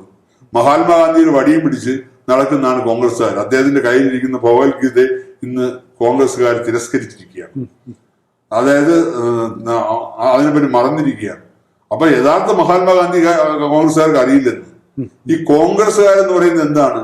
യഥാർത്ഥം പറഞ്ഞാൽ ഇവർ ആർക്ക് വേണ്ടിയാണ്? ഇവര് അന്നത്തെ കാലം തൊട്ട് തന്നെ, ജവഹർലാൽ നെഹ്റുവിന്റെ കാലം മുതൽ ഇന്ദിരാഗാന്ധിയുടെ കാലം തൊട്ട് രാജീവ് ഗാന്ധി വന്നു, എല്ലാവരും വന്നു. എല്ലാവരും ചെയ്യുന്നത് ഹിന്ദു വിരുദ്ധ നിലപാടുകളാണ് ഇവർ എല്ലാ കാലവും സ്വീകരിച്ചിട്ടുള്ളത്. അവര് മുസ്ലിങ്ങളെ പ്രീണിപ്പിക്കുക എന്നുള്ളതാണ്. ജവഹർലാൽ നെഹ്റു ഒരു മുസ്ലിം ആണെന്ന് വരെ രേഖകൾ സഹിതം പലരും പറയുന്നുണ്ട്. നമ്മുടെ സുബ്രഹ്മണ്യ സ്വാമി ഉൾപ്പെടെ ആൾക്കാർ കോടതിയിൽ വരെ പറഞ്ഞു കഴിഞ്ഞു ഇയാൾ ഹിന്ദു അല്ല, ഇയാൾ മുസ്ലിമാണ്. അപ്പൊ ഇയാള് മുസ്ലിങ്ങളെ പ്രീണിപ്പിക്കുക എന്നുള്ളതാണ് അവരുടെ ഈ ജവഹർലാൽ നെഹ്റുവിന്റെ ഈ കുടുംബം ആണ് ഭാരതത്തെ ഏറ്റവും വലിയ രീതിയിൽ അധപ്പതിപ്പിച്ചത്. സത്യം പറഞ്ഞാൽ 2014 നരേന്ദ്രമോദി അധികാരത്തിൽ വന്നില്ലായിരുന്നെങ്കിൽ ഈ 10 വർഷം 24 ഭാരതം വിറ്റ് മുടിച്ച് പാകിസ്ഥാനേക്കാളും കഷ്ടത്തിന്റെ അവസ്ഥയിലേക്ക് എത്തിയേനെ. അത് ഈശ്വരൻ, അതായത് ഭാരതം എന്ന് പറയുമ്പോൾ അത് ദൈവിക സൃഷ്ടിയായ ഒരു രാജ്യമാണ്. ആ ദൈവിക ചൈതന്യമാണ് നരേന്ദ്രമോദിയെ അധികാരത്തിൽ കൊണ്ടുവന്നത്. ഭാരതത്തെ ഭാരതമായി നിലനിർത്താൻ വേണ്ടിയാണത്. അത് ഈശ്വരീയമായ ഒരു പ്രവൃത്തിയാണ്. തീർച്ചയായിട്ടും അതിന്റെ ഭാഗമാണ് അയോധ്യയും ഈ വരുന്ന കാശിയും അല്ലെങ്കിൽ ഇനി വരാൻ പോകുന്ന മധുരയും. എല്ലാ സ്ഥലങ്ങളും പുനഃസ്ഥാപിക്കപ്പെടുക എന്ന് പറയുമ്പോൾ ഈശ്വരന്റെ ഒരു ഇംഗിതമാണ്. അത് തീർച്ചയായിട്ടും അത് സാധിക്കപ്പെടുന്നതിനാണ് എൻ്റെ വിശ്വാസം. അയോധ്യയിൽ നമുക്ക് തോന്നിയ ആ ഒരു അവസ്ഥ അതായിരുന്നു. ആ ഒരു ഓരോ നാടിന്റെയും എന്തെല്ലാം സംഭാവനകളാണ് അയോധ്യയിലേക്ക് വന്നത്. തമിഴ്നാട്ടിൽ നിന്നാണ് അവിടുത്തെ ഏറ്റവും വലിയ മണി വന്നത്. അത് വലിയ ട്രക്കിൽ കൊണ്ടുവന്നു. അതുപോലെ 108 അടി പൊക്കത്തിലുള്ള ശാമ്പ്രാണിത്തിരി അത് പ്രത്യേകം നിർമ്മിച്ച് അത് കൊണ്ടുവന്നു. ഓരോരുത്തരും അതുപോലെ ഭഗവാൻ ചാർത്തുന്ന കിരീടങ്ങൾ, ആ ഭഗവാന്റെ ആഭരണങ്ങൾ, അതെല്ലാം ഓരോരുത്തരും കൊണ്ടുവരികയാണ്. മാത്രമല്ല ഏകദേശം ഈ ക്ഷേത്രം പ്രതിഷ്ഠയ്ക്ക് വേണ്ടി ആദ്യം നമ്മൾ സംഭാവന പിരിച്ചപ്പോൾ ഭാരതത്തിലെ എല്ലാ സ്ഥലത്തു നിന്നും വിദേശത്തും സംഭാവന പിരിച്ച ഏകദേശം 4000 കോടി രൂപയാണ് ഈ രാമജന്മഭൂമി തീർത്ഥക്ഷേത്ര ട്രസ്റ്റ് പിരിച്ചത്. ആ 4000 കോടി രൂപയും ഇന്നും ബാങ്കിൽ സുരക്ഷിതമായിട്ടിരിക്കുകയാണ്. അതിനുശേഷം വന്ന പണം കൊണ്ടാണ് ഈ ക്ഷേത്രം നിർമ്മിച്ചത്, ഇതുവരെയുള്ള കാര്യങ്ങളെല്ലാം ചെയ്തത്. ഇന്നും കോടിക്കണക്കിന് രൂപ ഇങ്ങനെ വന്നുകൊണ്ടിരിക്കുകയാണ്. ഇടയ്ക്ക് ഞാനൊരു വീഡിയോ കണ്ടു. പ്രാണപ്രതിഷ്ഠയുടെ പിറ്റേ ദിവസം എണ്ണാൻ സമയം കിട്ടുന്നില്ല പൈസ. അത്ര 12 മണിയാകുമ്പോഴത്തേക്ക് കോടിക്കണക്കിന് രൂപ ഒന്ന് നിറഞ്ഞു കഴിഞ്ഞു. അപ്പം ഈ ഹിന്ദു മനസ്സ്, ഹൈന്ദവ ചിന്ത ഇന്ന് അയോധ്യയിലേക്ക് എത്തിക്കൊണ്ടിരിക്കുകയാണ്. അതുകൊണ്ട് തന്നെയാണ് ഞാൻ പറഞ്ഞത്, അയോധ്യ എന്ന് പറയുന്നത് ഭാരതത്തിലെ ഏറ്റവും പ്രധാനപ്പെട്ട ഒരു നഗരമായി മാറും, നഗര കേന്ദ്രമായി മാറും, ആ തീർത്ഥക്ഷേത്രമായി മാറും എന്നുള്ള കാര്യത്തിൽ ഒരു സംശയമില്ല. ഭാരതത്തിലെ ഏറ്റവും വലിയ തീർത്ഥാടന കേന്ദ്രമായാണ് അയോധ്യ മാറുന്നത്. അതിൽ ഏറ്റവും അഭിമാനം കൊള്ളുന്നത് വിശ്വഹിന്ദു പരിഷത്താണ്. കാര്യം വിശ്വഹിന്ദു പരിഷത്തിന്റെ ആസ്ഥാനമായി അയോധ്യ മാറാൻ പോവുകയാണ്. ഇപ്പൊ വിശ്വഹിന്ദു പരിഷത്തിന്റെ ആസ്ഥാനം ഡൽഹിയാണെങ്കിൽ അത് അയോധ്യയായി മാറും. അതിന്റെ ഏറ്റവും വലിയ തെളിവാണ് വിശ്വഹിന്ദു പരിഷത്തിന്റെ അടുത്ത നാഷണൽ മീറ്റിംഗ് നടക്കുന്നത് അയോധ്യയിലാണ്. അതിനും പോകാനൊരു അവസരം ഈശ്വരാനുഗ്രഹത്താൽ എനിക്ക് ലഭിച്ചിട്ടുണ്ട്. അപ്പോഴും വീണ്ടും അയോധ്യ പോയി ഭഗവാനെ ഒന്നും കൂടെ ഭംഗിയായ ദർശനം ചെയ്ത പാതാര ബിന്ദുങ്ങളിൽ ഒന്ന് സാഷ്ടാംഗ പ്രണാമം ചെയ്യണമെന്നുണ്ട്. അന്ന് ആ തിരക്കിനിടയിൽ അതിനൊന്നും അവസരം കിട്ടിയില്ല. അതൊരു ആഗ്രഹമാണ്. അതുപോലെ തന്നെ അവിടെ കണ്ട ഓരോ വ്യക്തികളും, എല്ലാ ആൾക്കാരും ആ ജയ് ശ്രീറാം, ജയ് ശ്രീറാം, ജയ് ശ്രീറാം. മാത്രമല്ല അവിടുത്തെ വീതികളിൽ എനിക്ക് തോന്നുന്നു അയോധ്യയിൽ ശ്രീരാമചന്ദ്രനേക്കാളും പ്രാധാന്യം ഹനുമാനാണ്. ഹനുമാൻ ഗഡി എന്ന് പറഞ്ഞ അവിടെ സ്ഥലമുണ്ട്. ഹനുമാൻ ഗഡിയുടെ നേരെ ഓപ്പോസിറ്റ് ആണ് ഈ പറഞ്ഞ രാമജന്മഭൂമി. അതുപോലെ ആ ഹനുമാന്റെ ആൾക്കാരാണ് അവിടെ എവിടെ നോക്കിയാൽ, ഏത് സ്ഥലത്ത് നോക്കിയാൽ. ഞാൻ താമസിച്ച സ്ഥലത്ത് രാത്രി ഭയങ്കര തണുപ്പാണ് കേട്ടോ. രാത്രി തണുപ്പിൽ ഒരു 12 മണിയൊക്കെ ആയപ്പോ ഞാൻ ഉറങ്ങി വന്നപ്പോ ഡോറിൽ അടിയോടടി ടപ്പ ടപ്പ ടപ്പ ഞെട്ടി ഡോറിലല്ല, നമുക്ക് ഇപ്പഴത്തെ വിൻഡോയിൽ അത്രയും വായനന്മാരാണ്. ഇവരുടെ വിൻഡോയിലൊന്ന് അടിയാണ്. പിന്നെ രാത്രി മൊത്തം ഇവര് എവിടെ ചെന്നാലും നമ്മൾ കയ്യിൽ സാധനം കൊണ്ടു ഓടി പത്തരപ്പിടിച്ച് ചെറുപ്പക്കളെ. ഈ രീതി എവിടെ നോക്കിയാലും വാനരന്മാരാണ്. ഹനുമാന്റെ ഒരു സാമീപ്യവും ഹനുമാന്റെ ഒരു അനുഗ്രഹവും അവിടെ നിറഞ്ഞു നിന്നു എന്നുള്ളതാണ് കാര്യം. അതൊരു വല്ലാത്തൊരു അനുഭൂതിയാണ്. അത് നമുക്ക് പറഞ്ഞറിയിക്കാൻ പറ്റില്ല, അത് നേരിട്ട് കണ്ടനുഭവിക്കേണ്ടതാണ്. കാരണം പോകണം അയോധ്യയിൽ. ഈ ജന്മത്തിൽ ഒരിക്കലെങ്കിലും ഹിന്ദുവായി ജനിച്ചവൻ ഒരു പ്രാവശ്യമെങ്കിലും അയോധ്യയുടെ മണ്ണിലൊന്ന് കാൽ ചവിട്ടണം. കാരണം അവിടുത്തെ മൺതരികൾ പോലും, സരയൂ നദിയിലെ ഓരോ തുള്ളി ജലം പോലും ആ ശ്രീരാമചന്ദ്ര ഭഗവാന്റെ തിരിച്ചുവരവിന് വേണ്ടി കാത്തിരുന്നതാണ്. ആ തിരിച്ചുവരവിൽ സരയൂ നദി പോലും സന്തോഷം കൊണ്ട് തുള്ളിച്ചാടുകയാണ്.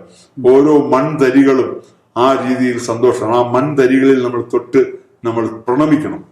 കാര്യം അതാണ് അയോധ്യ, ശ്രീരാമ ജന്മഭൂമി. ആ ശ്രീരാമചന്ദ്രൻ തിരിച്ച് ജന്മഭൂമിയിലെത്തിയിരിക്കുന്നു. ആ ജന്മഭൂമിയിലെത്തിയത് ഭാരതത്തിന്റെ പുതിയൊരു മാറ്റത്തിലേക്കാണ്. ഭാരതം യഥാർത്ഥ ഹിന്ദുസ്ഥാനായി, ഹിന്ദു രാഷ്ട്രമായി മാറുന്നതിന്റെ ആദ്യ പടിയാണ് അയോധ്യ. അടുത്ത 5 വർഷത്തിനുള്ളിൽ ഭാരതം പൂർണ്ണമായും ഹിന്ദു രാഷ്ട്രമായി മാറും. സ്വാഭിമാനികളായ ഹിന്ദുക്കൾ ആഗ്രഹിക്കുന്ന ഭാരതത്തിൽ ജീവിക്കുന്ന എല്ലാ സ്വാഭിമാന ഹിന്ദുക്കൾക്കും അതൊരു പ്രത്യേക അനുഭവമായിരിക്കും. അതിന് ഈശ്വര കടാക്ഷം ഉണ്ടാകട്ടെ എന്ന് പ്രാർത്ഥിക്കുന്നു. എല്ലാവർക്കും വിനീതമായ നമസ്കാരം. ഇത്ര വിശദമായിട്ട് ഞങ്ങളോട് അനുഭവങ്ങൾ പങ്കുവച്ചതിന് നന്ദി, നമസ്കാരം. ജയ് ശ്രീറാം. ജയ് ശ്രീറാം, ജയ് ഭാരത്.